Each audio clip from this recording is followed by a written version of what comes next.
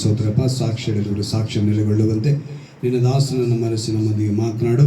ಆ ವಾಕ್ಯದಿಂದ ಬಲಪಡುವಂತೆ, ವಾಕ್ಯದಲ್ಲಿ ನಾವೆಲ್ಲ ನೆಲೆಗೊಳ್ಳುವಂತೆ ಕೃಪೆ ಮಾಡಿಕೊಡಬೇಕೆಂದು ಯೇಸುವನ್ನು ನಾನು ಪ್ರಾರ್ಥಿಸ್ತೇನೆ. ಆಮೇಲೆ ಹಲ್ಲೆಲೂಯಾ. ನಾವೆಲ್ಲ ಸಂತೋಷವಾಗಿ ಕಾಣಲ್ಪಡೋಣ. ದೇವರು ಕೊಟ್ಟಂಥ ಒಳ್ಳೆಯ ದಿನ ಅಂತ ನಾವು ಅಂದ್ಕೊಳ್ಬೇಕು ಯಾವಾಗಲೂ. ಹಲ್ಲೆಲೂಯಾ. ಇದೊಂದು ಅಗಮ್ಯವಾದ ದಿವಸ. ಅಗಮ್ಯವಾದ ದಿವಸನ ಅಗಮ್ಯವಾಗಿ ಆಚರಿಸಬೇಕು. ನಾವೆಲ್ಲರಿಗೂ ಹುಟ್ಟದ ಹಬ್ಬ ಬಂತು ಅಂದರೆ ಒಂದು ಸಂತೋಷವಾಗುತ್ತೆ ಕೆಲವರಿಗೆ, ಅಲ್ವಾ? ಮಕ್ಕಳಿಗಂತೂ ಭಾಳ ಸಂತೋಷ ಇರುತ್ತೆ, ಯಾಕಂದರೆ ಅವ್ರಿಗೆ ಬಟ್ಟೆ ಕೊಡಿಸ್ತಾರೆ ಅಂತ. ಆದರೆ ನಮ್ಮ ಮಕ್ಕಳಿಗೆಲ್ಲ ಅದು ಬಂದಿಲ್ಲ ಬಿಡಿ. ನಾನು ಹೇಳೋದೇನೆಂದರೆ, ಒಂದು ಒಳ್ಳೆ ದಿವಸ ಅಂತ ಹೇಳಿದ್ರೆ ಬರ್ತ್ಡೇ ಎಲ್ಲ, ಅದೊಂದು ಮದುವೆ ದಿವಸ, ಒಂದು ಫಂಕ್ಷನ್ನು ಅಂದರೆ ಯಾವ ರೀತಿ ಸಂತೋಷ ಬರುತ್ತೋ, ಇನ್ನೂ ಒಂದು ಸಂತೋಷ ಇದೆ, ಸಂಬಳ ದಿನ ಸಂತೋಷವಾಗಿರುತ್ತೆ. ಇರುತ್ತೆ ಅಲ್ವಾ? ಹಾಂ, ಸಂಬಳ ಬಂದಿದ್ದ ದಿವಸ ನಾವೆಲ್ಲ ಸಂತೋಷ. ಸಂಬಳ ತೆಗೊಳ್ಳೋರಿಗೆ ಇದು ಮುಖ್ಯವಾಗಿ. ಇನ್ನು ಸಂಬಳಕ್ಕೆ ಹೋಗದೇ ಇರೋರಿಗೆ ಅದು ಗೊತ್ತಾಗಲ್ಲ, ಆ ಬಂದಾಗ ಗೊತ್ತಾಗುತ್ತೆ. ಸಂಬಳಕ್ಕೆ ಅಂತ ಸಂಬಳ ಇಸ್ಕೊಳ್ಳುವಾಗ ಆ ಸಂತೋಷ ಬೇರೆ ಥರ ಇರುತ್ತೆ. ಸೊ ನಮ್ಮೆಲ್ಲರಿಗೂ ಒಂದು ಸಂತೋಷ. ಹಾಗೆ ಅವುಗಳಿಗಿಂತ ಅದಕ್ಕೆ ಕಾರಣರಾದ ದೇವಾದಿ ದೇವನ ದಿನವಿದು. ಈ ದಿನ ಇದು ಒಳ್ಳೆಯ ದಿನ. ಮನುಷ್ಯರವರಿಗೆ ಈ ಸಮಯ ಮತ್ತು ಆಯುಷ್ಕಾಲ ಒಂದೇ ಸಮವಾಗಿ ಬರುತ್ತೆ. ಯಾವುದಾದ್ರು ಸಮಯ, ಆಯುಷ್ಕಾಲ. ಇದನ್ನು ಹೇಗೆ ನಾವು ಹೇಳ್ತೀವಿ ಅಂದರೆ, ಒಬ್ಬರು ಮರಣವು ಅವ್ರನ್ನ ಸಂಧಿಸಿದಾಗ ಅವನ ಟೈಮ್ ಮುಗೀತು ಅಂತ ಹೇಳ್ತೀವಿ. ಏನಂತ ಹೇಳ್ತೀವಿ? ಅವನ ಟೈಮು ಮುಗೀತು. ಇನ್ನು ಕೆಲವರು ಅವನ ಆಯುಷ್ಕಾಲ ಅಷ್ಟೇ. ಏನಂತ? ಅವನ ಆಯುಷ್ಕಾಲ ಅಷ್ಟೇ. ಅದು ಯಾರಿಗೆ ಬೇಕಾದ್ರೆ ನಾವು ಹೇಳ್ತೀವಿ. ಒಬ್ಬ ಆಕ್ಸಿಡೆಂಟ್ ಅನ್ನೋರು ಹೇಳ್ತೀವಿ, ಒಬ್ಬನು ಏನು ತೊಂದರೆ ಇಲ್ದಿರ ಓದೋನಿಗೂ ಹೇಳ್ತೀವಿ. ಎಲ್ರಿಗೂ ಒಂದೇ ಮಾತು ಹೇಳ್ತೀವಿ, ಟೈಮು ಮತ್ತು ಆಯುಷ್ಕಾಲ. ಸಮಯ ಮತ್ತು ಆಯುಷ್ಕಾಲ ಸಮವಾಗಿ ಬ್ಯಾಲೆನ್ಸಿಗಾಗಿ ಒಬ್ಬ ಮನುಷ್ಯನನ್ನು ಹಿಂದಟ್ಟಿ ಬರುತ್ತೆ. ಸತ್ಯವೇದ ಹೇಳುತ್ತೆ 70ರಿಂದ 80, ಬಲ ಹೆಚ್ಚಾದರೆ 80. ಸೊ ಅಲ್ಲಿವರೆಗೂ ಏನಾಗುತ್ತೆ, ಈ ಮಾತು ನಡೆಯುತ್ತೆ. ಅದನ್ನು ನಾವೆಲ್ಲರೂ ಕಾಣಲೇಬೇಕು. ಏನು ಮಾಡಬೇಕು? ನಾವೆಲ್ಲ ಕಾಣಲೇಬೇಕು. ಅದನ್ನು ಕಾಣದಿರೋಕ್ಕೆ ಸಾಧ್ಯನೇ ಇಲ್ಲ. ಯಾರನ್ನ ಹೇಳಿ, ನಾನು ಮಾತ್ರ ಮರಣವನ್ನು ಕಾಣೋದೇ ಇಲ್ಲ ಅಂತ ಹೇಳಿ ಕೈ ಎತ್ತಿ ನೋಡೋಣ, ಆಗುತ್ತಾ? ನಾನು ಟೈಮ್ನ ಹಿಡಿದುಕೊಳ್ತೀನಿ ಅನ್ನೋರು ಯಾರನ್ನ ಇದ್ದೀರಾ ಇಲ್ಲಿ? ಇಲ್ಲ. ಸೊ ಟೈಮು, ಆಯುಷ್ಕಾಲ ನಾವು ಹಿಡಿದಿಡೋದಕ್ಕೆ ಸಾಧ್ಯವಿಲ್ಲ. ಹಾಗಿರುವಾಗ ನಾವು ಯಾವ ರೀತಿಯಾಗಿ ಈ ದಿವಸಗಳಲ್ಲಿ ಇದಕ್ಕೆ ಏನು ಮಾಡಬೇಕು, ಸಿದ್ಧತೆ ಏನಿದೆ? ಯಾಕಂದರೆ ವಾಗ್ದಾನ ಏನಂತ ಹೇಳಲ್ಪಟ್ಟಿದೆ, ಭಯಭಕ್ತಿಯುಳ್ಳ ಜನರು ಆತನ ರಕ್ಷಣೆಯು ಹತ್ತಿರವಿರುವುದು ಸತ್ಯ. ಯಾರಿಗೆ? ಭಯಭಕ್ತಿಯುಳ್ಳ ಜನರಿಗೆ. ಇದರಿಂದ ಆತನ ಮಹಿಮೆ ನಮ್ಮ ದೇಶದಲ್ಲಿ. ಇವಾಗ ನಾನು ಹೇಳ್ಕೊಂಡಾಗ ನನಗೆ, ಬೇರೆಯವರು ಹೇಳ್ಕೊಂಡಾಗ ಅವರಿಗೆ, ಒಟ್ಟಿನಲ್ಲಿ ಅವರವರ ದೇಶದಲ್ಲಿ, ಅಂದರೆ ಅವನಲ್ಲಿ, ಅವನ ಕುಟುಂಬದಲ್ಲಿ, ಅವನ ಪ್ರಾಂತ್ಯದಲ್ಲಿ, ಅವನ ರಾಜ್ಯದಲ್ಲಿ, ಅವನ ದೇಶದಲ್ಲಿ ಆ ಮಹಿಮೆ ನೆಲೆಗೊಳ್ಳುತ್ತೆ. ಯಾವಾಗ? ಭಯಭಕ್ತಿ ಅಂತ ನೋಡಿದ್ವಿ. ಈಗ ಭಯಭಕ್ತಿ ಅಂತ ನಾವು ನೋಡಿದ ಮೇಲೆ, ಕಳೆದ ವಾರದಲ್ಲಿ ನೋಡಿದ್ವಿ, ಯಾರ ದೇಶದಲ್ಲಿ ದೇವರ ಮಹಿಮೆ ಇರುತ್ತೆ, ಎಲ್ಲರನ್ನೂ ನಾವು ಪ್ರೀತಿ ಮಾಡಬೇಕು. ಏನು ಮಾಡಬೇಕು? ನಮ್ಮ ಸುತ್ತಲಿರುವಂಥ ಪ್ರತಿಯೊಬ್ಬರನ್ನ ಪ್ರೀತಿ ಮಾಡಬೇಕು. ಅವಾಗ ದೇಶದಲ್ಲಿ ಯಾವ ರೀತಿಯಾಗಿ ನೆಲೆಗೊಳ್ಳುತ್ತೆ ನಾವು ನೋಡ್ತೀವಿ. ಇವತ್ತು ದೇವರ ಉದ್ದೇಶವನ್ನು ತಿಳಿದವರು ಯಾರು ನಿನಗೆ ಗೊತ್ತಾ? ಸೊ ಇವತ್ತು ದೇವರ ವಾಕ್ಯದಿಂದ ಅದನ್ನು ನನಗೆ ತಿಳಿಯಪಡಿಸ್ತಾರೆ.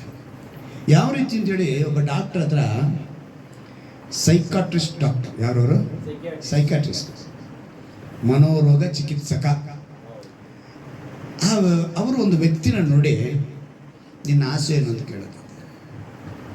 ಅವನು ಅಂದರೆ ವ್ಯಕ್ತಿ ಅಂದರೆ ಒಂದು ನಾರ್ಮಲ್ ವ್ಯಕ್ತಿ ಅಲ್ಲ, ಅವನ ಹತ್ರ ಪೇಷಂಟಾಗಿ ಬಂದಿರೋರು. ಅವ್ರ ಹತ್ರ, ಸೈಕಾಟ್ರಿಸ್ಟ್ ಹತ್ರ ಪೇಷಂಟಾಗಿ ಬಂದಿರೋಂಥ ವ್ಯಕ್ತಿನ ನೋಡಿ ಅವ್ರು ಕೇಳ್ತಾರೆ, ನಿನ್ನ ಆಸೆ ಏನು? ಅವನು ಒಂದೇ ಮಾತಾಡಂತೆ, ನಾನು ಯಾವಾಗಲೂ ನಿದ್ದೆ ಮಾಡ್ತಾ ಇರಬೇಕು. ಏನಂತ ಹೇಳ್ತಾ ಅವನು? ಯಾವಾಗಲೂ ನಿದ್ದೆ ಮಾಡ್ತಾ ಇರಬೇಕು. ಏನ ನಿನ್ನ ಆಸೆ ಒಂದು ವಿಚಿತ್ರವಾಗಿದೆಯಲ್ಲ. ಡಾಕ್ಟ್ರೇ, ಕಣ್ಣು ಮುಚ್ಚಿದ ತಕ್ಷಣ ನಿದ್ದೆ ಬರುತ್ತೆ, ಸಾಲ ಮರ್ತೋಯ್ತೀವಿ, ಯಾರೂ ನನಗೆ ಜ್ಞಾಪಕ್ಕಿರಲ್ಲ, ಹೊರಗಿನ ಪ್ರಪಂಚನೇ ನಾನು ಮರ್ತೋಗ್ತೀನಿ. ನಾನು ನಿದ್ದೆ ಮಾಡಿದ್ರೆ ಯಾವುದೂ ನನಗೆ ನೆನಪಿಲ್ಲ, ಏನೂ ಇಲ್ಲ, ನನಗೇನು ಬೇಕಾಗಿಲ್ಲ, ಯಾವುದ್ರ ಬಗ್ಗೆ ಚಿಂತೆ ಇಲ್ಲ. ಅದರಿಂದ ನಾನು ಯಾವಾಗಲೂ ನಿದ್ದೆ ಮಾಡೋದಕ್ಕೆ ಆಸೆ ಪಡ್ತೀನಿ. ಏನಂತ ಹೇಳ್ತಿದ್ದೆ ನಾನು? ಯಾವಾಗಲೂ ನಿದ್ದೆ ಮಾಡೋಕ್ಕೆ ಆಸೆ ಪಡ್ತೀನಿ. ಸಮಸ್ಯೆನೇ ಗೊತ್ತಾಗೋದಿಲ್ವೇ? ನನಗೆ ಎಚ್ಚರ ಬಂದಾಗಲೇ ಇವೆಲ್ಲ ಬಂದು ನನ್ನ ಆವರಿಸ್ಕೊಳ್ಳುತ್ತೆ. ಯಾವುದು? ಸಾಲ ಆವರಿಸ್ಕೊಳ್ಳುತ್ತಂತೆ, ಅಯ್ಯೋ ಊಟ ಮಾಡಬೇಕು ಅಂತ ಅನಿಸ್ತದಂತೆ, ಏನು ನಾನು ನಡಿಬೇಕು, ಬಟ್ಟೆ ಹಾಕಬೇಕು, ಏನೇನೋ ಯೋಚನೆ ಬರ್ತಿತ್ತು ನನಗೆ. ನಾನು ನಿದ್ದೆ ಮಾಡಿಬಿಟ್ರೆ ನನಗೇನು ಗೊತ್ತಿಲ್ಲ. ವಿಚಿತ್ರವಾದ ಆಸೆ. ಈ ವ್ಯಕ್ತಿಯಂತೆ ದೇವರು ಒಂದು ವೇಳೆ ಯೋಚನೆ ಮಾಡಿದರೆ, ಮನುಷ್ಯನ ನಿದ್ದೆನೇ ಇಟ್ಬಿಡಲಿ ಅಂತೇಳಿ ಏನಾದ್ರು ಯೋಚನೆ ಮಾಡಿದರೆ ಈ ಸೃಷ್ಟಿ ಕ್ರಮ ಬೇಕಾಗ್ತಾನೆ ಇಲ್ಲ. ಈ ಸೃಷ್ಟಿ ಅವಶ್ಯಕತೆ ಇಲ್ಲ. ಅದು ಅವಶ್ಯಕತೆನೇ ಇಲ್ಲ. ಅವಾಗ ಈ ಮನುಷ್ಯನಂತೆ ದೇವರ ಯೋಚನೆ ಆಗಿದ್ರೆ ಅಂದರೆ ಉದ್ದೇಶ, ದೇವರ ಉದ್ದೇಶ ಬೇರೆ ಇದೆ. ದೇವರ ಯೋಚನೆ ಹೇಗೆ ಬೇರೆ ಆಗಿದೆ ಅಂತ ಹೇಳಿದ್ರೆ, ಪ್ರತಿಯೊಬ್ಬರ ಕುರಿತು ಅಂದರೆ ಪರ್ಪಸ್ ಅಂತ ಹೇಳ್ತೀವಿ, ಇಂಗ್ಲೀಷಲ್ಲಿ ಹೇಳ್ತೀವಿ ಪರ್ಪಸ್, ಉದ್ದೇಶ ಇದೆ. ಆ ಉದ್ದೇಶನ ಅವರು ಯಾವ ರೀತಿಯಾಗಿ ಅಂತ ಹೇಳಿದ್ರೆ, ಸೃಷ್ಟಿ ಮಾಡಿದ ದೇವರಿಗೆ ಯಾವುದು ಅಸಾಧ್ಯ ಇಲ್ಲ. ನಮ್ಮ ದೇವರಿಗೆ ಯಾವುದು ಅಸಾಧ್ಯ ಇಲ್ಲ. ಆದರೆ ಪ್ರತಿ ವಿಷಯದಲ್ಲೂ ಆರಂಭದಲ್ಲೇ ಒಂದನ್ನು ಮಾಡಿ ತೋರಿಸ್ತಾರೆ. ತನ್ನ ಉದ್ದೇಶ ಹೀಗಿರುತ್ತೆ ಅನ್ನೋದಕ್ಕೆ ಆರಂಭದಲ್ಲೇ ಮಾಡಿ ತೋರಿಸ್ತಾರೆ. ನಮ್ಮ ದೇವರು ಹೇಗೆ ಮಾಡಿ ತೋರಿಸ್ತಾರೆ? ತನ್ನ ಉದ್ದೇಶವನ್ನು ಹೇಗೆ ನೆರವೇರಿಸ್ಕೊಳ್ತಿದ್ದೀನಿ, ಆ ಉದ್ದೇಶದಲ್ಲಿ ಏನು ಮಾಡಬೇಕು ಅಂತ ನಿಮ್ಗೆ ಗೊತ್ತಾಗುತ್ತೆ ಒಬ್ಬ ಮನುಷ್ಯನಿಗೆ ಅಂತ ಯೋಚನೆ ಮಾಡಿ ಆದಾಮನನ್ನು ಕರೆದು ತನ್ನ ಉದ್ದೇಶದಲ್ಲಿ ಪಾಲುಗಾರನಾಗಿ ಮಾಡ್ಕೊತಾರೆ. ಯಾರು ಮಾಡ್ಕೊತಾರೆ? ಪಾಲುಗಾರನಾಗಿ. ಈಗ ನಮ್ಮ ಜೊತೆ ಪಾಲುಗಾರರು ತುಂಬ ಜನ ಇರ್ತಾರೆ. ಅರ್ಧದಲ್ಲಿ ಏನು ಮಾಡ್ತಾರೆ? ಕೈ ಬಿಟ್ಟುಬಿಡ್ತಾರೆ. ಏನಂತ ಹೇಳ್ಬೋದು? ಪಾರ್ಟ್ನರ್ ಅಂತ ಹೇಳ್ಬೋದು. ಪಾರ್ಟ್ನರ್ ಅಂತ ಹೇಳ್ಬೋದು. ಈಗ ದೇವರು ಅದನ್ನು ಯೋಚನೆ ಮಾಡಿದ್ರು. ಆದಾಮನ ಕರೆದು ಈ ಪಾರ್ಟ್ನರ್ಗೆ, ನನ್ನ ಪಾರ್ಟ್ನರ್ ಅವನು, ನನ್ನ ಜೊತೆಗಾರ, ನನ್ನೊಂದಿಗೆ ಇರಬೇಕು ಇವನು ಅಂಥೇಳಿ ಅವನ್ನ ಕರೆದು ಅದರಲ್ಲಿ ಹೇಗೆ ಅವನ್ನ ಉಪಯೋಗಿಸ್ಕೊಂಡ್ರು ಅಂತ ಹೇಳುವಾಗ ಆದಿಕಾಂಡ ತೆಗೆದುಕೊಳ್ಳೋಣ. ಎಷ್ಟೋ ಸಲ ಓದಿರ್ತೀರ, ಆದರೆ ಇವತ್ತು ಆ ಒಂದು ವಾಕ್ಯದಲ್ಲಿ ನಮಗೇನು ವಿಶೇಷ ತೋರಿಸ್ತಾರೆ? 2ನೇ ಅಧ್ಯಾಯ 19ನೇ ವಾಕ್ಯ. ಆಗ ಆತನು ಎಲ್ಲ ಭೂಜಂತುಗಳನ್ನು, ಆಕಾಶದ ಪಕ್ಷಿಗಳನ್ನು, ಮಣ್ಣಿನಿಂದ ನಿರ್ಮಿಸಿದ ಈ ಇವಳಿಗೆ, ಇಲ್ಲೇ ನಿಧಾನ, ನಾವೆಲ್ಲೂ ಹೋಗೋದಿಲ್ಲ, ಇಲ್ಲೇ ಇರ್ತೀವಿ. ಆ ಮನುಷ್ಯನು ಏನೇನು ಹೆಸರಿಡುವನು ನೋಡೋಣ ಎಂದು ಅವನ ಬಳಿಗೆ ಬರಮಾಡಿದನು. ಈಗ ಪ್ರಾಣಿನೆಲ್ಲ ಉಂಟು ಮಾಡಿದ್ಯಾರು? ಒಂದೊಂದು ದಿವಸ ಒಂದೊಂದನ್ನು ಉಂಟು ಮಾಡ್ಕೊಂಡು ಬಂದ್ರಲ್ಲ, ಅವ್ರಿಗೆ ಹೆಸರಿಡೋದಕ್ಕೆ ಕಷ್ಟ ಆಗ್ತಿತ್ತ? ಅವ್ರಿಗೇನು ಅಸಾಧ್ಯ ಆಗ್ತಿತ್ತ? ಆದರೆ ಅವ್ರ ಪರ್ಪಸ್ ಏನಿದೆ ನೋಡಿ, ಆ ಉದ್ದೇಶ ಏನಿದೆ, ಆದಾಮನ ಕರೆದು ಏನು ಹೇಳ್ತಾನೆ, ಅಂದರೆ ತನ್ನ ಉದ್ದೇಶದಲ್ಲಿ ಅವನ್ನ ಪಾರ್ಟ್ನರ್ ಮಾಡ್ಕೊಳ್ತಾರೆ, ಅವನ್ನ ಜೊತೆಗಾರನಾಗಿ ಮಾಡ್ಕೊಳ್ತಾರೆ. ಅಂದರೆ ದೇವರು ಉದ್ದೇಶ ನೆರವೇರಿಸಬೇಕು ಅಂದರೆ ಆದಾಮನ ಕರೆದು ಅವ್ರು ಹೇಳ್ತಾರೆ ನೆಕ್ಸ್ಟು, ಅವನ ಬಳಿಗೆ ಬರಮಾಡಿದನು. ಮನುಷ್ಯನು ಒಂದೊಂದು ಪ್ರಾಣಿಗೆ ಯಾವ ಯಾವ ಹೆಸರಿಟ್ಟನೋ ಅದೇ ಹೆಸರಾಯಿತು. ಈಗ ಆದಾಮ ಎಂಥ ವ್ಯಕ್ತಿ ರೀ? ದೇವರ ಸೃಷ್ಟಿಯಲ್ಲಿ ಮೊದಲನೇ ಮನುಷ್ಯ. ಅವನ ಬಾಯಿಂದ ಒಳಗಡೆ ಬಂದಂಥ ಮಾತು, ಸೊಂಡ್ಲಿರೋದಕ್ಕೆ ಆನೆ ಅಂತಾನೆ ಇಡಬೇಕು, ಹುಲಿ, ಸಿಂಹ, ಚಿರತೆ, ಜಿರಾಫೆ, ನೀರಾನೆ, ಮೀನುಗಳಿಗೆ ಒಂದೊಂದು ಹೆಸರು, ಈ ಕ್ರಿಮಿ ಕೀಟಗಳಿಗೆ ಹೆಸರು, ಹೆಂಗೆ ಯೋಚನೆ ಮಾಡಿರ್ತಾನೆ ಅವನು. ಅಲ್ಲಿಗೆ ಅವನೊಳಗೆ ಪವಿತ್ರಾತ್ಮನಿದ್ದಾರೆ. ಹಲ್ಲೆಲೂಯ. ಒಳಗಡೆ ಅವರು ಇದ್ಕೊಂಡು, ಇಲ್ಲಿ ಹೊರಗಡೆ ಯೇಸು. ಈಗ ಯೇಸು ಅಂತ ಹೇಳಿದ್ರೆ ನಿಮಗೆ ಶಾಕ್ ಆಗ್ಬಿಡ್ತೀರ. ಯಾಕಂತ ಹೇಳಿದ್ರೆ ನಾವೆಲ್ಲ ತಿಳ್ಕೊಂಡಿರೋದು ಏನು ಅಂತ ಹೇಳಿದ್ರೆ, ತಂದೆಯಾದ ದೇವರು ಇದನ್ನು ಉಂಟು ಮಾಡಿದ್ರು ಅಂತ ಅಂದ್ಕೊಂಡಿದ್ದೀವಿ, ಅಲ್ಲ? ಇಲ್ಲ, ಯೇಸು ಉಂಟು ಮಾಡಿರೋದು. ಓದೋಣ ಇಬ್ರಿಯರಿಗೆ ಬರೆದ ಪತ್ರಿಕೆ 1ನೇ ಅಧ್ಯಾಯ. ಇಬ್ರಿಯರಿಗೆ ಬರೆದ ಪತ್ರಿಕೆ 1ನೇ ಅಧ್ಯಾಯ. ಒಂದು ಅದ್ಭುತವಾದ ವಾಕ್ಯ ಅಲ್ಲಿ ಬರೆಸಲ್ಪಟ್ಟಿದ್ದಾರೆ ದೇವರು. ಇರಿ 2ನೇ ವಾಕ್ಯವಾಗಿ, ವಿಧ ವಿಧವಾಗಿಯೂ ಮಾತಾಡಿದ ದೇವರು ಈ ಅಂತ್ಯ ದಿನಗಳಲ್ಲಿ ನಮ್ಮ ಸಂಗಡ ಮಗನ ಮುಖಾಂತರ ಮಾತಾಡಿದ್ದಾನೆ. ಈತನನ್ನು ಎಲ್ಲಕ್ಕೂ ಬಾಧ್ಯನನ್ನಾಗಿ ನೇಮಿಸಿದನು.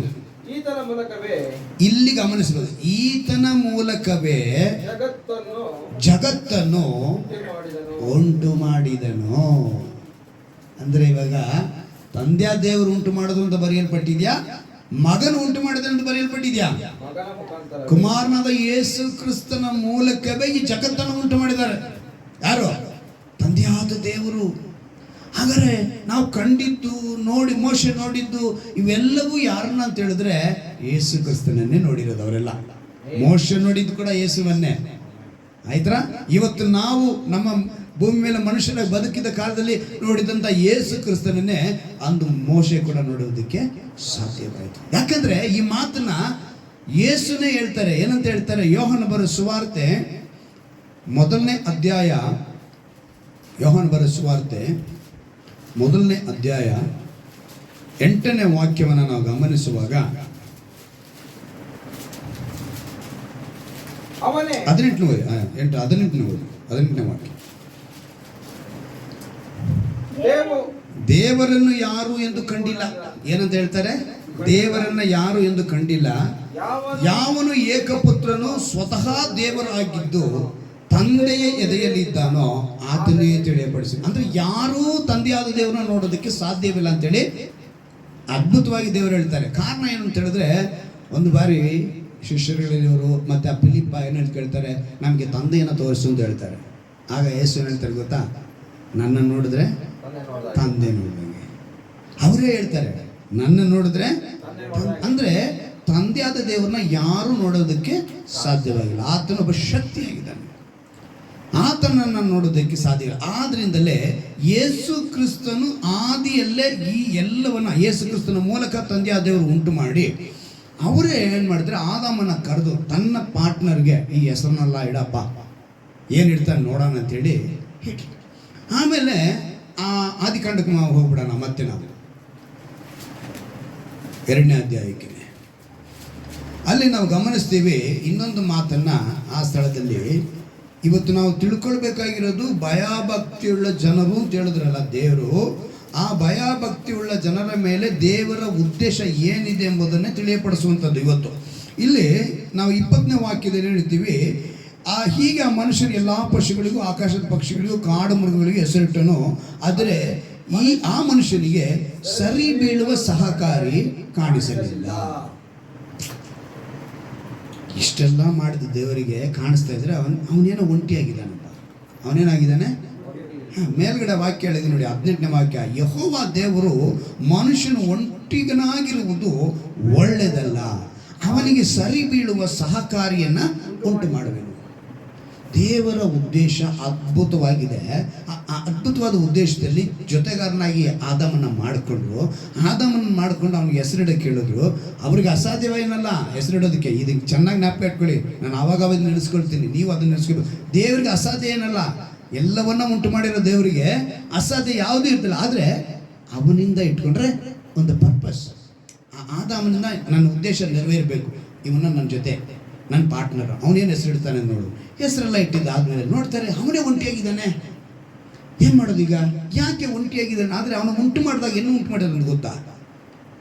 ಅವನು ಉಂಟು ಮಾಡಿದಾಗ ಹೇಗೆ ಮಾಡಿದ್ರು ಅಂತೇಳಿ 1ನೇ ಅಧ್ಯಾಯದಲ್ಲಿ ಹೇಳಲ್ಪಟ್ಟಿದೆ, ನಮ್ಮ ಸ್ವರೂಪದಲ್ಲಿ ನಮ್ಮ ಹೋಲಿಕೆಯಾಗಿ ಸರಿಯಾಗಿ ಮನುಷ್ಯರನ್ನು ಉಂಟು ಮಾಡೋಣ ಅಂತೇಳಿ ಮಾಡೋಣ. ಕರೆಕ್ಟಾ? ಅಲ್ಲಿ ಬರೆಯಲ್ಪಟ್ಟಿದೆ 1ನೇ ಅಧ್ಯಾಯ 26ನೇ ವಾಕ್ಯದಲ್ಲಿ ಅದು ಬರೆಯಲ್ಪಟ್ಟಿದೆ. ಆಯ್ತಾ? ನೆಕ್ಸ್ಟ್ ನಾವು ನೋಡ್ತೀವಿ 27. ಹೀಗೆ ದೇವರು ಮನುಷ್ಯನ ತನ್ನ ಸ್ವರೂಪದಲ್ಲಿ ಉಂಟು ಮಾಡಿದನು, ದೇವರ ಸ್ವರೂಪದಲ್ಲಿ ಅವನನ್ನು ಉಂಟು ಮಾಡಿದನು. ಅವರನ್ನು ಗಂಡು ಹೆಣ್ಣಾಗಿ. ಈಗ ಒಂದೇ ಶರೀರದಲ್ಲಿ ಏನಿದೆ? ಈಗ ಇದನ್ನ ಬೇರ್ಪಡಿಸ್ತೀವಿ. ಹೇಗೆ? ಒಬ್ಬ ಡಾಕ್ಟರ್ ಅಂತ ಹೇಳಿದ್ನಲ್ಲ, ನಾನು ಯಾವಾಗಲೂ ನಿದ್ದೆ ಹೋಗ್ಬೇಕು ಅಂತ, ಆ ರೀತಿಯಾಗಿ ಇವನ್ನ ನಿದ್ದೆ ಮಾಡಿಸಿದ್ರು ದೇವರು. ಗಾಢ ನಿದ್ರೆ. ಏನಿದು? ಇವತ್ತು ಆಪರೇಷನ್ ಮಾಡಬೇಕಿದ್ರೆ ನಮ್ಗೆ ಆ ನಿದ್ರೆ ಬರೋದನ್ನು ಕಂಡುಹಿಡಿಯೋದಕ್ಕೆ ಕಾರಣ ಈ ಸತ್ಯವೇದದ ಈ ವಾಕ್ಯ ಅಂತೆ. ಆ ಮಂತ್ರಿ ಹೇಳ್ತಾ ಇದ್ದಾನೆ, ನಾನು ಹೇಗೆ ಇದನ್ನು ಕಂಡುಹಿಡಿದು? ಯಾಕಂದರೆ ಒಂದು ದಿವಸದಲ್ಲಿ ಆಪ್ರೇಷನ್ ಮಾಡಬೇಕಿದ್ರೆ 4 ಕಡೆ 4 ಜನ ನಿಂತ್ಕೊಳ್ತಾ ಇದ್ರು. 2 ಕೈನ ಹಿಡ್ಕೊಳ್ಳೋಕ್ಕೆ, 2 ಕಾಲನ್ನ. ಅವ್ರಿಗೆ ಪ್ರಜ್ಞೆ ಇದ್ದಾಗಲೇ ಆಪ್ರೇಷನ್ ಮಾಡಬೇಕಿತ್ತು. ಆವಾಗ ಅವ್ರೇನಾದ್ರು ನೋವು ತಡಿಲಾರ್ದೆ ಕಾಲು ಕೈ ಒದ್ರಂದ್ರೆ ಹಿಡ್ಕೊಂಡಿರೋರು ಬೀಳ್ತಾ ಇದ್ರು. ಇದನ್ನು ಗಮನಿಸಿ ಆ ಡಾಕ್ಟ್ರ್ ಏನು ಮಾಡಿದ್ರು, ಒಂದು ವಿಜ್ಞಾನಿ ಇದನ್ನು ಕಂಡುಹಿಡಿದು ಏನಂತೆ ಅನಸ್ತಿಯಾ ಅನ್ನೋದನ್ನು ಕಂಡುಹಿಡಿದಿದ್ದು. ಹೇಗೆ ದೇವರು ಮಾಡಿರ್ತಾರೆ, ಅವತ್ತು ಗಾಢ ನಿದ್ರೆನ ಒಬ್ಬ ಮನುಷ್ಯನಿಗೆ ಗಾಢ ನಿದ್ರೆ ಮಾಡಿದ್ರೆ ಅವನ ಪಕ್ಕೆಲ್ಬು ತೆಗೆದ್ರಂತೆ. ದೇವ್ರು ಏನು ಮಾಡಿದ್ರು, ಮೊದಲನೇ ಡಾಕ್ಟರ್ ನಮ್ಮ ದೇವರು. ಅಲ್ಲೆಲ್ಲೂಯ. ಯೇಸು ಕ್ರಿಸ್ತನ ಯಾರಾಗಿದ್ದಾರೆ ಅವರು? ಮೊದಲನೇ ಡಾಕ್ಟ್ರು. ಆಪರೇಷನ್ ಮಾಡ್ತಾ ಇದ್ದಾರೆ, ಆಪರೇಷನ್ ಮಾಡಿ ಪಕ್ಕೆಲ್ಬು ತೆಗೆದಿದ್ದಾರೆ. ಅದಕ್ಕೆ ಮತ್ತೆ ಮಾಂಸ. ಮೊನ್ನೆ ದಿವಸದಲ್ಲಿ ನಮ್ಮ ಒಬ್ಬರು ಪರಿಚಯದವರು ಮೊಣಕಾಲಲ್ಲಿ ಜಾಯಿಂಟಲ್ಲಿ ಏನೋ ಒಂದು ಪ್ರಾಬ್ಲಮ್ ಅಂತೇಳಿ ಈ ಕಡೆ ತೊಡೆಯಿಂದ ಇನ್ನೊಂದು ಸ್ವಲ್ಪ ತೆಗೆದು ಅದಕ್ಕೆ ಹಾಕಿ ಈ ಥರ ಆಪ್ರೇಷನ್ ಮಾಡ್ತಾರೆ. ಇವತ್ತು ಕಣ್ಣಿಗೆ ಕೂಡ ಕಣ್ಣಲ್ಲಿರೋದನ್ನ ಎಷ್ಟೋ ಜನ ದಾನ ಮಾಡ್ಬೋದು ಅಂತಂದರೆ ಮನುಷ್ಯ ಇಷ್ಟು ಟೆಕ್ನಾಲಜಿ ಕಂಡುಹಿಡಿಯೋದಕ್ಕೆ ಕಾರಣ ಏನಂತ ಹೇಳಿದ್ರೆ ಮೊದಲನೇ ಡಾಕ್ಟ್ರು ನಮ್ಮ ದೇವರು ಯೇಸು. ಅಲ್ಲೆಲ್ಲೂಯ. ಅವರೇನು ಮಾಡಿದ್ರು, ಅದನ್ನು ಮಾಡಿ ಮಾಂಸ ನರ ಎಲ್ಲ ತುಂಬಿಸಿ ಆ ವಾಕ್ಯ ಎಷ್ಟು ಅದ್ಭುತ ನೋಡಿ. 21ನೇ ವಾಕ್ಯ, ಹೀಗಿರುವಲ್ಲಿ ಯೆಹೋವ ದೇವರು ಆ ಮನುಷ್ಯನಿಗೆ ಗಾಢ ನಿದ್ರೆಯನ್ನು ಬರಮಾಡಿ ಅವನ ಪಕ್ಕೆ ಎಲುಬುಗಳಲ್ಲಿ ಒಂದನ್ನು ತೆಗೆದುಕೊಂಡು ಅದರ ಸ್ಥಳವನ್ನು ಮಾಂಸದಿಂದ ಮುಚ್ಚಿ ತಾನು ಮನುಷ್ಯನಿಂದ ತೆಗೆದ ಎಲುಬನ್ನು ಸ್ತ್ರೀಯಾಗ ಮಾಡಿ ಆಕೆಯನ್ನು ಅವನ ಬಳಿಗೆ ಕರೆತಂದನು. ಈಗೇನು ಮಾಡಿದ್ರು, ಆಕೆಯನ್ನು ತಗೊಂಬಂದು ಇಟ್ಟಿದ ಮೇಲೆ ಇಲ್ಲಿ ನೆಕ್ಸ್ಟ್ ಸಬ್ಜೆಕ್ಟು, ಅವನು ಆಕೆಯನ್ನು ನೋಡಿ ಈಗ ಸರಿ, ಈಕೆಯು ನನ್ನ ಎಲುಬುಗಳಿಂದ ಬಂದ ಎಲುಬು, ನನ್ನ ಮಾಂಸದಿಂದ ಬಂದ ಮಾಂಸವಾಗಿದ್ದಾಳೆ. ಈಕೆ ನರನಿಂದ ಉತ್ಪತ್ತಿಯಾದ ಕಾರಣ ನಾರಿ ಎನಿಸಿಕೊಳ್ಳುವಳು. ಅದ್ಭುತವಾದ ಮಾತು. ಅಲ್ಲಿಗೆ ದೇವರು ತನ್ನ ಸೃಷ್ಟಿ ಕ್ರಮದಲ್ಲೇ ಆದಾಮನನ್ನು ಏನು ಮಾಡಿಕೊಂಡ್ರು, ಪಾರ್ಟ್ನರ್ ಆಗಿ ಮಾಡಿಕೊಂಡು ತನ್ನ ಉದ್ದೇಶವನ್ನು ಆದಾಮನಿಂದ ಒಂದೊಂದಾಗಿ ಮಾಡಿ ತೋರಿಸ್ತಾ ಇದ್ದಾರೆ. ಆ ಉದ್ದೇಶನ ಅವ್ರು ಮಾಡಿ ತೋರಿಸುವಾಗ ನೆಕ್ಸ್ಟ್ ನಾವು 24ನೇ ವಾಕ್ಯದಲ್ಲಿ ನೋಡ್ತೀವಿ, ಈ ಕಾರಣದಿಂದ ಪುರುಷನು ತಂದೆ ತಾಯಿಗಳನ್ನು ಬಿಟ್ಟು ತನ್ನ ಹೆಂಡತಿಯನ್ನು ಸೇರಿಕೊಳ್ಳುವನು, ಅವರಿಬ್ಬರು ಒಂದೇ ಶರೀರವಾಗಿರುವರು. ಮೊದಲನೇದಾಗಿ ನೋಡಿದ್ವಿ, ಮನುಷ್ಯನು ಒಂಟಿನಾಗಿರೋದು ಒಳ್ಳೆಯದಲ್ಲ, ಆಮೇಲೆ ಜೊತೆನೆ. ಆದರೆ ಇವತ್ತು ಅನೇಕ ಯೌವನಸ್ಥರು ಇದಕ್ಕೆ ವಿರೋಧವಾಗಿದ್ದಾರೆ. ಅನೇಕ ಯೌವನಸ್ಥರು ಇದಕ್ಕೆ ವಿರೋಧವಾಗಿ ಸರಿಯಾದ ಸಮಯಗಳಲ್ಲಿ ಅವರ ಜೊತೆನವರು ಮಾಡಿಕೊಳ್ಳಬೇಕು. ಆ ಸರಿಯಾದ ಸಮಯ ಬಂದಾಗ ಆ ಜೊತೆನ ಮಾಡಿಕೊಂಡಿಲ್ಲ ಅಂತ ಹೇಳಿದ್ರೆ ನಾವು ದೇವರ ವಾಕ್ಯಕ್ಕೆ ವಿರೋಧವಾಗಿದ್ದೀವಿ, ದೇವರ ವಾಕ್ಯದಿಂದ ದೂರವಾಗಿದ್ದೀವಿ. ಮನುಷ್ಯ ಒಂಟಿಗನಾಗಿರೋದು ಒಳ್ಳೇದಲ್ಲ ಅಂತ ದೇವರು ತೀರ್ಮಾನ ಮಾಡಿದ್ದಾರೆ.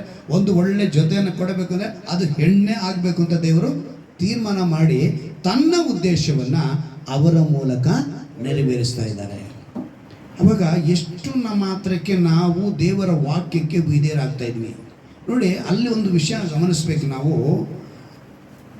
ಒಂದೇ ಶರೀರವಾಗಿರುವರು ಆ ಸ್ತ್ರೀ ಪುರುಷರಿಬ್ಬರು ಬೆತ್ತಲೆಯಾಗಿದ್ದರೂ ನಾಚಿಕೊಳ್ಳಲಿಲ್ಲ ಅಂತ ಬರೆಯಲ್ಪಟ್ಟಿದೆ. ಅವರೇನಾಗಿದ್ದಾರೆ, ಬೆತ್ತಲೆಯಾಗಿದ್ದರು, ಅವರು ನಾಚಿಕೊಳ್ಳಲಿಲ್ಲ. ಅಂದರೆ ಆ ದಿನದಲ್ಲಿ ಆದಾಮ ಅವಳ ಮೊದಲನಾಗಿ ಉಂಟು ಮಾಡಿದಾರಲ್ಲ, ಅವರಿಬ್ಬರಲ್ಲಿ ಆದಾಮ ಅವಳಲ್ಲಿ ಪಾಪವೆಂಬುದು ಇರಲಿಲ್ಲ. ಏನಿರಲಿಲ್ಲ, ಪಾಪವೆಂಬುದು ಇರಲಿಲ್ಲ. ಆದರೆ ಪಾಪ ಯಾವಾಗ ಅವರ ಶರೀರದ ಒಳಗಡೆ ಬಂದ್ಬಿಡ್ತೋ, ಅದು ಬಂದ ಕೂಡಲೇ ಆ ಪಾಪವೆಂಬುದು ಅವ್ರಿಗೆ ಕಾಣಿಸುತ್ತೆ. ಹೇಗೆಂದರೆ ನೆಕ್ಸ್ಟ್ ನಾವು ಬೆತ್ತಲೆಯಾಗಿದ್ದೀವಿ ಅಂತ.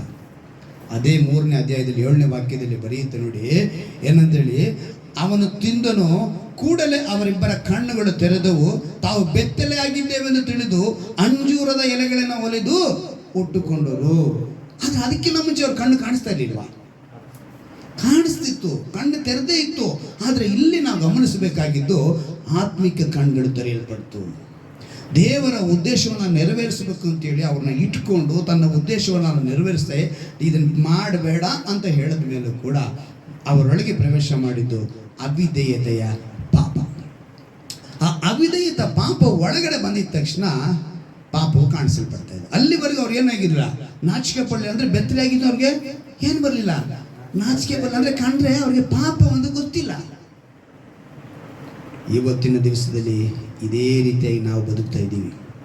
ನೀನು ಪಾಪ ನಿನ್ನ ಒಳಗೆ ಬಂದಾಗ ನೀನು ಬೆತ್ತಲೆ ಆಗಿರ್ತೀಯ.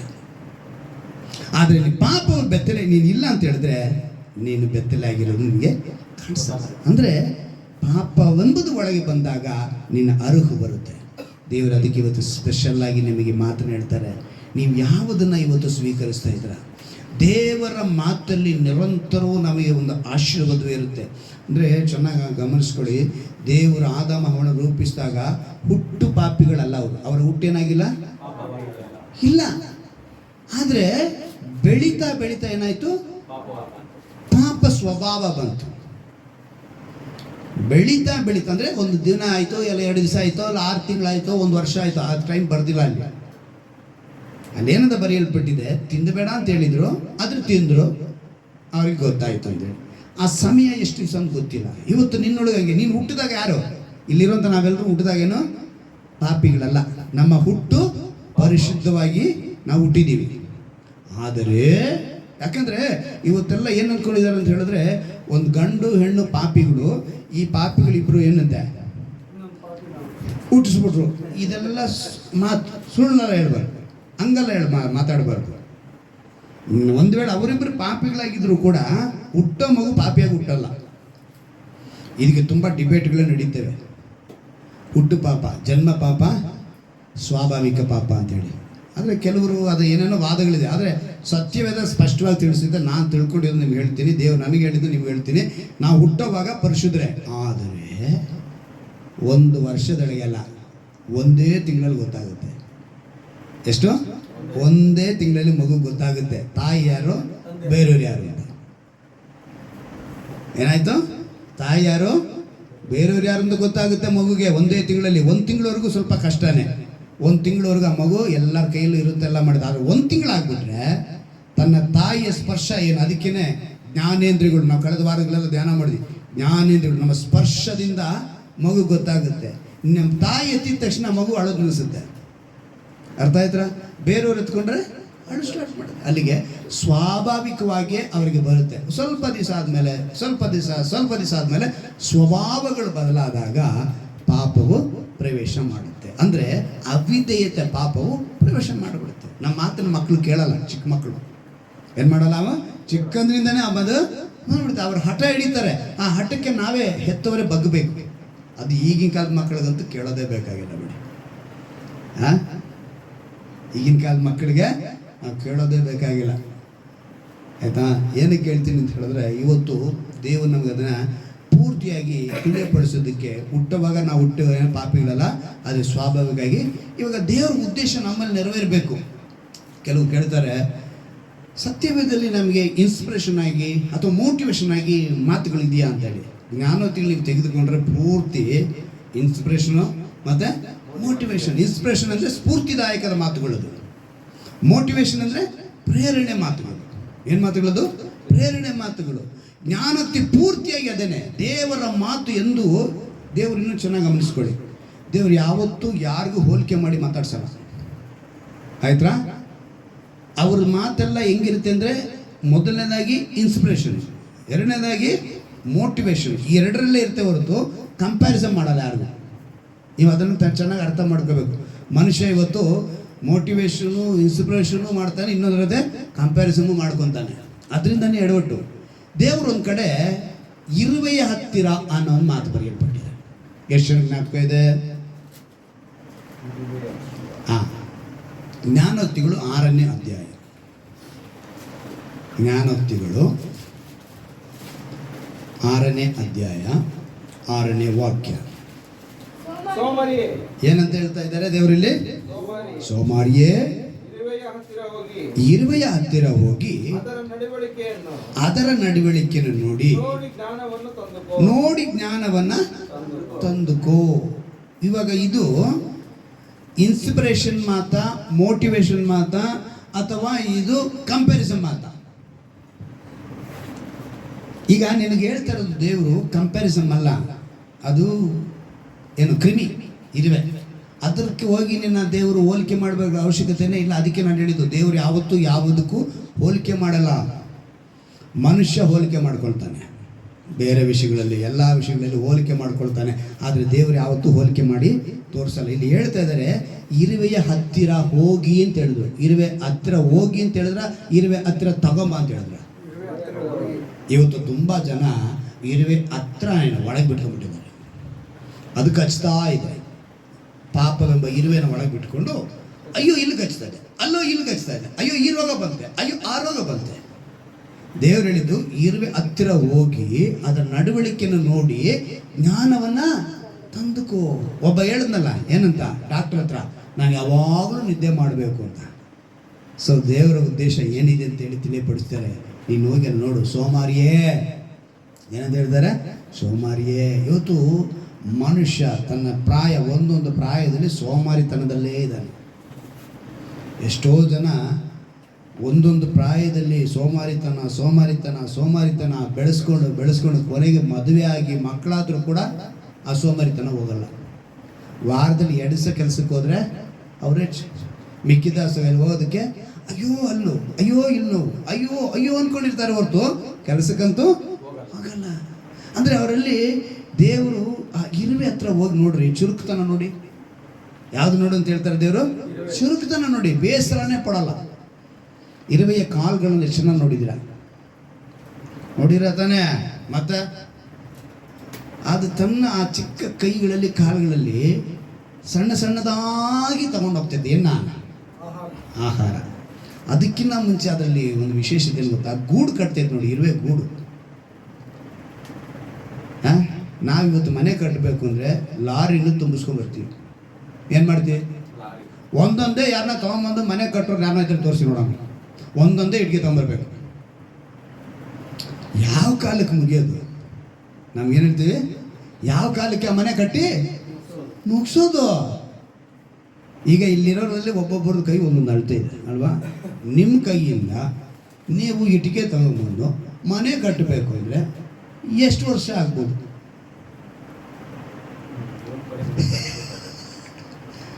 ನಮ್ಮ ಆಯುಷ್ಕಾಲ ಮುಗಿದೋಗಿರುತ್ತೆ ನಾವು ಆ ರೀತಿ ಕೂತ್ಕೊಂಡ್ರೆ. ಆದರೆ ಅದು ಬೇಸರನೇ ಪಡಲಿಲ್ಲ. ಏನು ಮಾಡಲಿಲ್ಲ? ಅದು ಬೇಸರ ಪಡಲಿಲ್ಲ.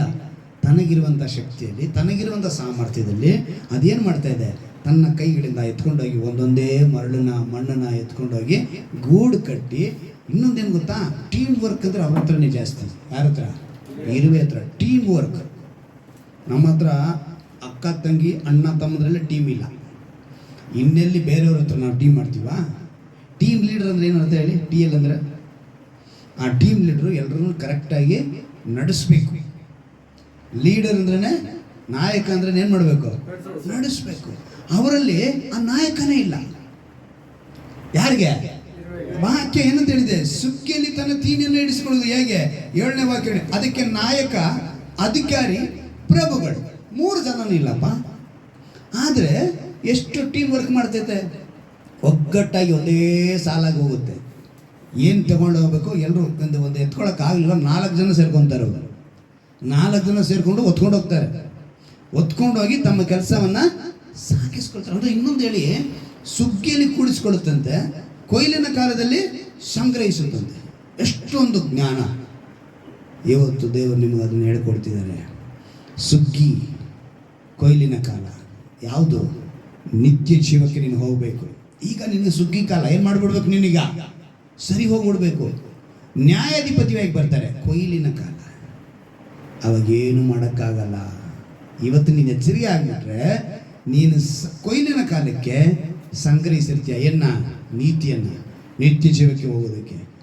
ಅದಕ್ಕೆ ಇರುವೆಯ ಹತ್ತಿರ ಹೋಗಿ ನೋಡ್ಕೊಳ್ಳಿ. ಸೋಮಾರಿತನಕ್ಕೆ ಮುಖ್ಯ ಕಾರಣ ಇವತ್ತಿನ ಜನ್ರೇಷನ್. ನಾನು ಹೇಳ್ತೀನಿ, ತಿಳ್ಕೊಳ್ಳಿ. ನಮಗೆಲ್ರಿಗೂ ಬೇಸರ ಆಗುತ್ತೆ ಈ ಮಾತನ್ನು ಹೇಳಿದ್ರೆ. ರೀಲ್ಸ್ ನೋಡೋದು. ಏನು ನೋಡೋದು? ರೀಲ್ಸ್ ಅನ್ನೋದು ಸೈಕಾಟಿಸ್ಟ್ ಡಾಕ್ಟರ್ಗಳ ಪ್ರಕಾರ ಅವ್ರು ಹೇಳಿರೋದು, ಒಂದು ಸರ್ವೆ ಮಾಡಿ ಹೇಳಿದ್ದಾರೆ. ಮನುಷ್ಯನ ಒಂದು ಆ ಕೆಲಸನ ಏನು ಮಾಡಿದ್ರೆ, ಈಗ ಒಂದು ಉದಾಹರಣೆ ನಿಮ್ಗೆ ಹೇಳಿ ತೋರಿಸ್ತೀನಿ. ಈಗ ನಾವೊಂದು ಮೊಬೈಲ್ ತೊಗೊಂಡ್ರೆ ಕಾಮಿಡಿ ಬಂತಾ? ಏನು ಬಂತು? ಕಾಮಿಡಿ ಬಂತು. ನೆಕ್ಸ್ಟ್ ಪೊಲಿಟಿಕಲ್ ಬಂತು. ನೆಕ್ಸ್ಟ್ ಬಂತು ಸೀರೆ ಅಡ್ವರ್ಟೈಸ್ ಬಂತು. ನೆಕ್ಸ್ಟ್ ಬಂದು ಅಡುಗೆದು ಬಂತು. ನೆಕ್ಸ್ಟ್ ಬಂದ್ಬಿಟ್ಟು ಒಂದು ಇರಾನಲ್ಲಿ ವಾರ್ ಅಂತ ಬಂತು. ನೆಕ್ಸ್ಟ್ ಏನು ಬಂತು? ಆಕ್ಸಿಡೆಂಟ್ ಅಂತ ಬಂತು. ನೆಕ್ಸ್ಟ್ ಏನು ಬಂತು? ಒಂದು ಆಫರ್ ಇದೆ ಅಂತ ಬಂತು. ನೆಕ್ಸ್ಟ್ ಏನು ಬಂತು? ಅಲ್ಲಿ ಮೋಸ ನಡೆದಿದೆ ಅಂತ ಬಂತು. ನೆಕ್ಸ್ಟ್ ಏನು ಬಂತು? ಅಲ್ಲಿ ಕೊಲೆ ನಡೆದಿದೆ ಅಂತ ಬಂತು. ನೆಕ್ಸ್ಟ್ ಏನು ಬಂತು? ಅಲ್ಲಿ ಯಾವುದು ಹರಾಸ್ಮೆಂಟ್ ಆಗಿದೆ, ಸೆಕ್ಷುವಲ್ ಹರಾಸ್ಮೆಂಟ್ ಆಗಿದೆ ಅಂತ ಬಂತು. ನೆಕ್ಸ್ಟ್ ಏನು ಬಂತು? ಇಲ್ಲಿ ನೀವು ಯಾವುದು ಊಟ ಮಾಡಬೇಕು, ಡಯಾಬಿಟಿಕ್ ಏನು ಮಾಡಬೇಕು ಅದನ್ನ ಹೇಳಕ್ಕೆ ಬಂತು. ನೆಕ್ಸ್ಟ್ ಏನು ಬಂತು? ನ್ಯೂ ಸುದ್ದಿ, ಹೊಸ ಸುದ್ದಿ ಅಂತ ಹೇಳಿ ಬಂತು.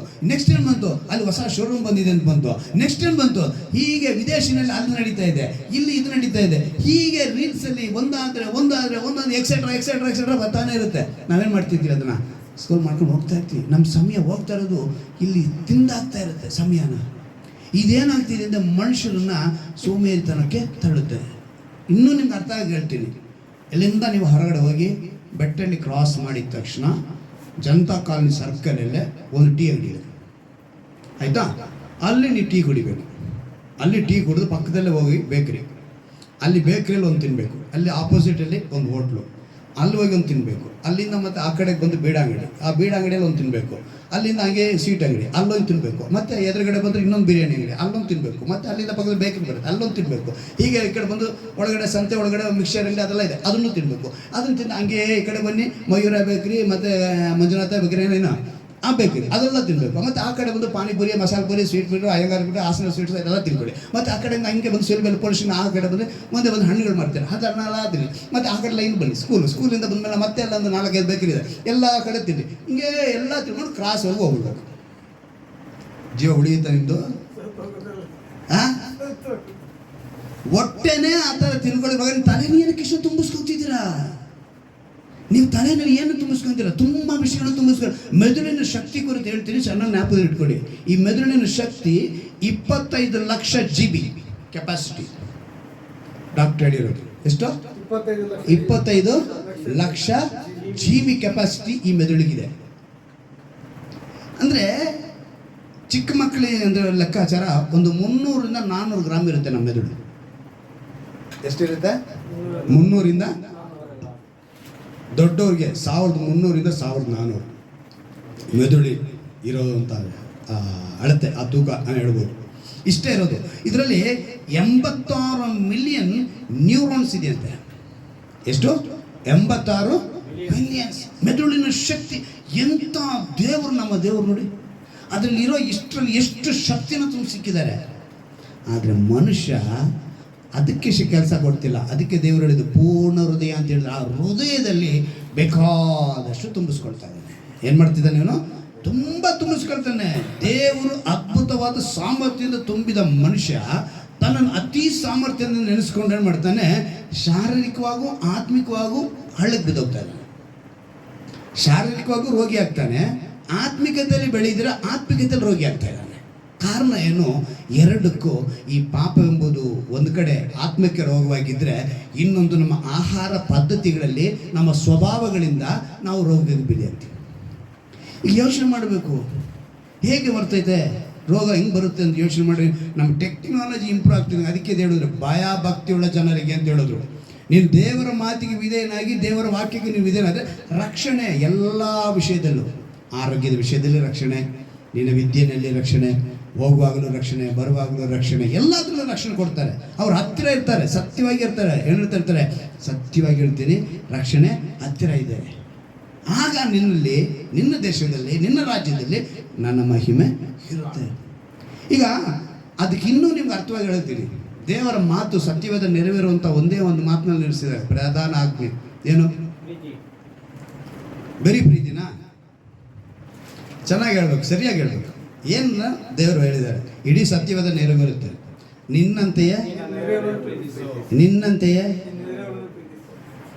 ಮೊದಲನೇದು ನೀನು ಏನು ಮಾಡಬೇಕು? ನೀನು ಮಾಡ್ತಾ ಇದ್ದೀರಾ? ಅದು ನನಗೆ ಹೇಳಿ.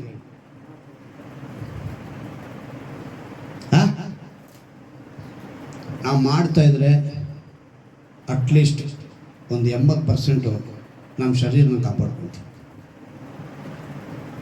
ಎಳ್ಳ ದಪ್ಪ ಇರೋದು ಸಣ್ಣ ಇರೋದು ಎರಡು ನಿಮ್ಮ ಕೈಯಿಂದಲೇ ಇರೋದು. ಯಾವುದು? ದಪ್ಪ ಆಗಿರೋದು, ಸಣ್ಣ ಇರೋದು. ಇಬ್ಬರು ಯಾರು ಬೇಜಾರು ಮಾಡ್ಕೋಬೇಡಿ. ನಾನು ಯಾರನ್ನು ಚುಚ್ಚಿ ತೋರಿಸಿ ಅಂತ ಅನ್ಕೋಬೇಡಿ. ಆಮೇಲೆ ದಪ್ಪ ಇರೋರಾಗ್ಬೋದು, ಸಣ್ಣ ಇರೋರಾಗ್ಬೋದು. ನಿಮ್ಮ ಕೈಯಲ್ಲಿದೆ ಆಹಾರ ಪದ್ಧತಿ. ಈರುಳ್ಳಿ ತೆಗೆದಿಡೋದು, ಟೊಮೆಟೊ ತೆಗೆದಿಡೋದು, ತರಕಾರಿಗಳೆಲ್ಲ ತೆಗೆದಿಡೋದು ಒಂದು ಕಡೆ. ಇನ್ನೊಂದು ಕಡೆ ನಮ್ಮ ಒಂದು ಎಷ್ಟೇ ಜೀರ್ಣಶಕ್ತಿ ನಮಗಿರಲಿ, ಒಂದು ಕಾಲದಲ್ಲಿ ನಾವು ಎಷ್ಟು ತಿನ್ನಬೇಕು ಅಷ್ಟೇ ತಿನ್ನಬೇಕು. ಇವತ್ತು ಜಿಮ್ಗೆ ಹೋಗೋ ಅವಶ್ಯಕತೆ ಏನು ಬಂತು? ಜಿಮ್ಮನ್ನು ಒಬ್ಬ ವ್ಯಾಪಾರ ಮಾಡೋಕ್ಕೆ ಶುರು ಮಾಡೋದಕ್ಕೆ ಏನು ಬಂತು?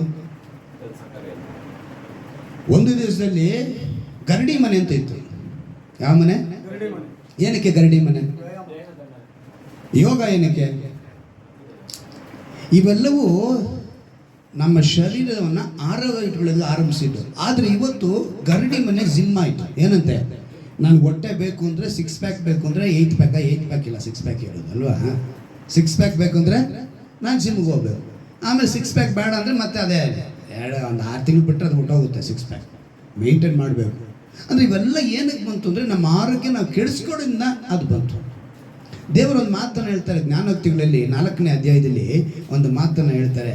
ಒಂದು ಅದ್ಭುತವಾದ ಮಾತನ್ನು 20ನೇ ವಾಕ್ಯ 4ನೇ ಅಧ್ಯಾಯ 20ನೇ ವಾಕ್ಯವನ್ನು ಗಮನಿಸುವಾಗ, ಕಂದ ನನ್ನ ಮಾತುಗಳನ್ನು ಆಲಿಸು, ನನ್ನ ನುಡಿಗಳಿಗೆ ಕಿವಿಗೊಡು ಅಂತ ಹೇಳ್ತಾರೆ. ದೇವರು ಅದ್ಭುತವಾಗಿ ಹೇಳ್ಕೊಡ್ತಾರೆ. ನನ್ನ ಮಾತುಗಳಿಗೆ ಏನು ಕೊಡಬೇಕು ಅಂತ ಹೇಳ್ತಾರೆ, ಕಿವಿಗೊಡು. ಇದನ್ನೇ ಅವ್ರು ಮಾಡಲಿಲ್ಲ. ಯಾರು? ಆದಾಮ ಹವ್ವಳು ಕಿವಿಗೊಡಲಿಲ್ಲ. ದೇವರ ಉದ್ದೇಶವನ್ನು ಅವರು ತಿರಸ್ಕರಿಸಿದರು. ಈಗ ದೇವರ ಉದ್ದೇಶ ಏನಾಯಿತು? ಆದಾಮನ ಕರೆದು ಹೆಸರೆಲ್ಲ ಇಡಪ್ಪ, ನಿನ್ನ ಜೊತೆ ನಾನು ಇದ್ದೀನಿ. ದೇವರ ದಿವಸ ಸಂಜೆ ಆದರೆ ಬಂದು ವಾಕಿಂಗ್ ಮಾಡಿಕೊಂಡು ಎಷ್ಟು ಸಂತೋಷವಾದ ಬದುಕಲ್ವಾ. ಈ ಮನುಷ್ಯ ಏನು ಮಾಡ್ದ? ದೇವರ ಮಾತಿಗೆ ಅವಿಧೇಯನಾಗಿ ತಾನು ಬೆತ್ತಲಾಗಿದೆ ಅಂತ ತಿಳಿಸ್ಕೊಳ್ಳೋಷ್ಟು ಜ್ಞಾನ ಅವನೊಳಗೆ ಬರೋದಕ್ಕೆ ಕಾರಣ ಆಗಿದ್ದು ಆ ಪಾಪವು ಪ್ರವೇಶ. ಅವಿಧೇಯತೆಯ ಪಾಪ. ಅದಕ್ಕೆ ಹೇಳ್ತಾರೆ ಕಿವಿಗೊಡು, ನನ್ನ ಮಾತನ್ನು ಕಿವಿಗೊಡು, ಆಲಿಸು ಕಿವಿಗೊಡು. ನಿನ್ನ ದೃಷ್ಟಿ ಅವುಗಳ ಮೇಲೆ ತಪ್ಪದಿರಲಿ, ಅವುಗಳನ್ನು ನಿನ್ನ ಹೃದಯದೊಳಗೆ ಇಟ್ಟುಕೊಂಡ್ರು. ಎಲ್ಲಿ ಇಟ್ಕೊಂಡ್ರು ಹೇಳಿದ್ರು? ಮೆದುಳಲ್ಲಿ ಇಟ್ಕೊಂತ ಹೇಳಿದ್ರ. ನಮ್ಮ ಮೆದುಳಿಗೆ ಏನು ಶಕ್ತಿ ಕೊಟ್ಟಿದ್ದಾರೆ? 25 ಲಕ್ಷ GB ಶಕ್ತಿನ ಕೊಟ್ಟಿದ್ದಾರೆ. ಅವ್ರ ದೇವರು ಅಲ್ಲಿ ಇಟ್ಕೊಂತ ಹೇಳಿಲ್ಲ. ಎಲ್ಲಿ ಇಟ್ಕೊಂತ ಹೇಳಿದ್ರು? ಹೃದಯ. ಅದು ಕಣ್ಣಿಗೆ ಕಾಣಿಸಲ್ಲ. ಯಾವುದು? ಹೃದಯ ಕಣ್ಣಿಗೆ ಕಾಣಿಸಲ್ಲ. ನೀನು ಅದನ್ನು ಸರಿಯಾಗಿ ಅಲ್ಲಿ ಇಟ್ಕೋಬೇಕು. ಅವ್ರು ಹೇಳ್ತಾರೆ ಅವುಗಳನ್ನ ಹೃದಯದಲ್ಲಿ ಇಟ್ಕೋ, ಅವುಗಳನ್ನು ಹೊಂದುವವರೆಗೆ ಅವು ಜೀವವು, ದೇಹಕ್ಕೆಲ್ಲ ಅವೇ ಆರೋಗ್ಯವು. ಆರೋಗ್ಯ ಕೆಡೋದಕ್ಕೆ ಕಾರಣ ಗೊತ್ತಾಗ್ತಾ ಇದೆ ಇವಾಗ. ದೇವರ ವಾಕ್ಯ ಏನಿದೆ ಅದನ್ನು ಸರಿಯಾಗಿ ಅರ್ಥ ಮಾಡ್ಕೊಳ್ಳಿಲ್ಲ, ದೇಹಕ್ಕೆ ಅನಾರೋಗ್ಯ ಬಂತು. ಅಂದರೆ ಇವತ್ತು ನಮ್ಮ ಪದ್ಧತಿ, ಆಹಾರ ಪದ್ಧತಿ, ದುರಭ್ಯಾಸ ಇವೆಲ್ಲ ಏನು ಮಾಡ್ತವೆ? ದೇವರು ಎಲ್ಲವನ್ನ ಸಮಸ್ತವನ್ನು ನಮ್ಮ ಆಶೀರ್ವಾದಕ್ಕಾಗಿ ಉಂಟು ಮಾಡಿರೋದು.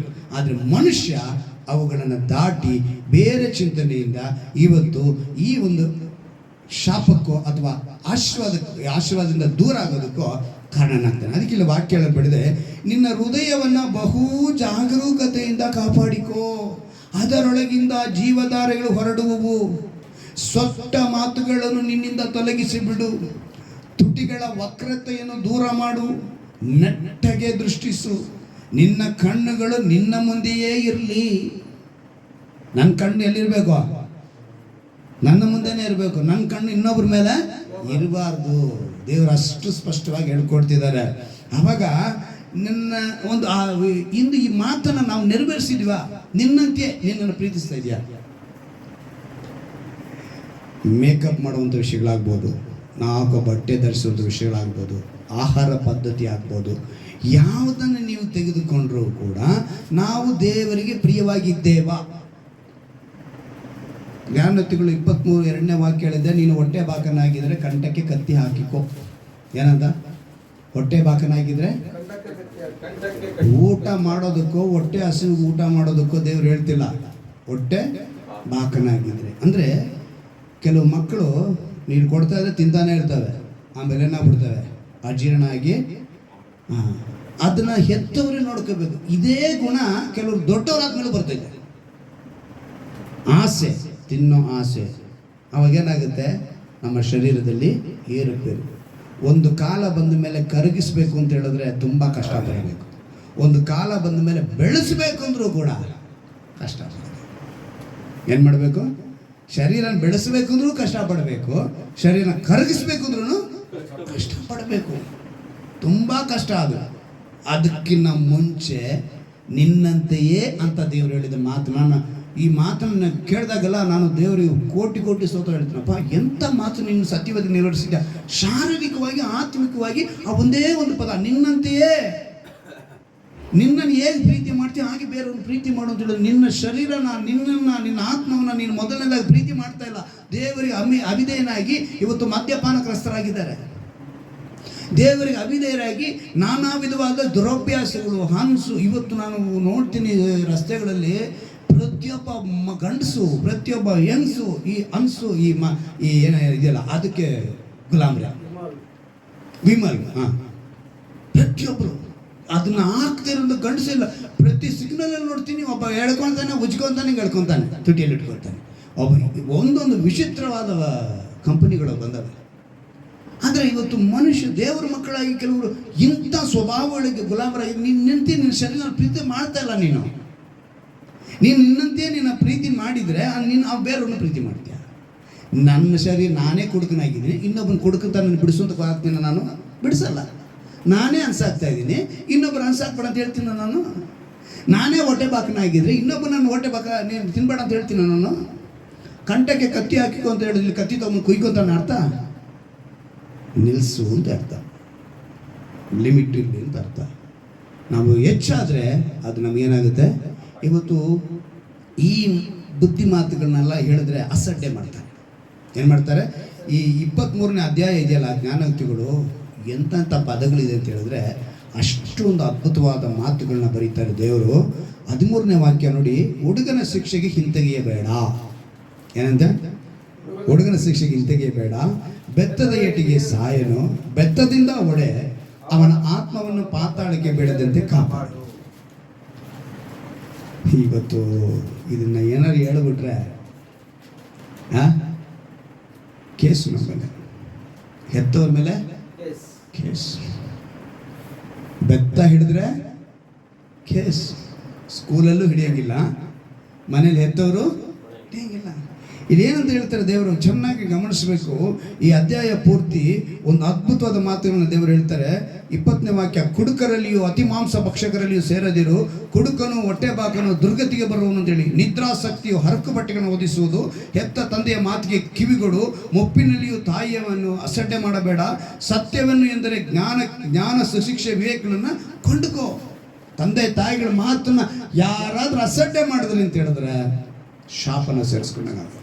ಇಲ್ಲಿ ಹೇಳ್ತಾ ಇದ್ದೆ, ನಾನು ಹೇಳ್ತೇನೆ, ದೇವರು ಜ್ಞಾನ ಸುಶಿಕ್ಷೆಗಳನ್ನು ಕೊಂಡುಕೋ, ಮಾರಿ ಬಿಡಬೇಡ. ನಿನ್ನ ಅವಿಧೇಯತೆಯಿಂದ ನೀನು ಏನು ಮಾಡ್ತೀಯ? ಮಾರಿಬಿಡ್ತೀಯ. ಅನೇಕ ವಾಕ್ಯಗಳು ಕುಡುಕರ ಕುರಿತು, ಮಾತು ಕೇಳಿದವರ ಕುರಿತು ಅನೇಕ ಮಾತುಗಳನ್ನ ಈ 23ನೇ ಅಧ್ಯಾಯದಲ್ಲಿ. 19ನೇ ಅಧ್ಯಾಯದಲ್ಲಿ ಒಂದು ಮಾತನ್ನು ನೆನಪಿಗೆ ತರ್ತೀನಿ ನೋಡಿ. 19ನೇ ಅಧ್ಯಾಯ ಜ್ಞಾನಯುಕ್ತಿಗಳು 18ನೇ ವಾಕ್ಯವನ್ನು ಗಮನಿಸುವಾಗ ಅಲ್ಲೊಂದು ಮಾತು ಬರೀಬೇಕು, ಬುದ್ಧಿ ಬರುವುದೆಂದು ಮಗನನ್ನು ಶಿಕ್ಷಿಸಬೇಕು. ಮಗನಿಗೆ ಬುದ್ಧಿ ಬರಬೇಕಾದ್ರೆ ಏನು ಮಾಡಬೇಕು? ಶಿಕ್ಷಿಸಲೇಬೇಕು. ನಂತರ ಹೇಳ್ತಾರೆ, ಹಾಡು ಮಾಡಲು ಮನಸ್ಸು ಮಾಡಬೇಡ. ಹೆತ್ತವರಿಗೆ ಹೇಳುವಂಥ ಮಾತು, ಅವನಿಗೆ ಬುದ್ಧಿ ಬರಬೇಕಾದ್ರೆ ಶಿಕ್ಷಿಸ.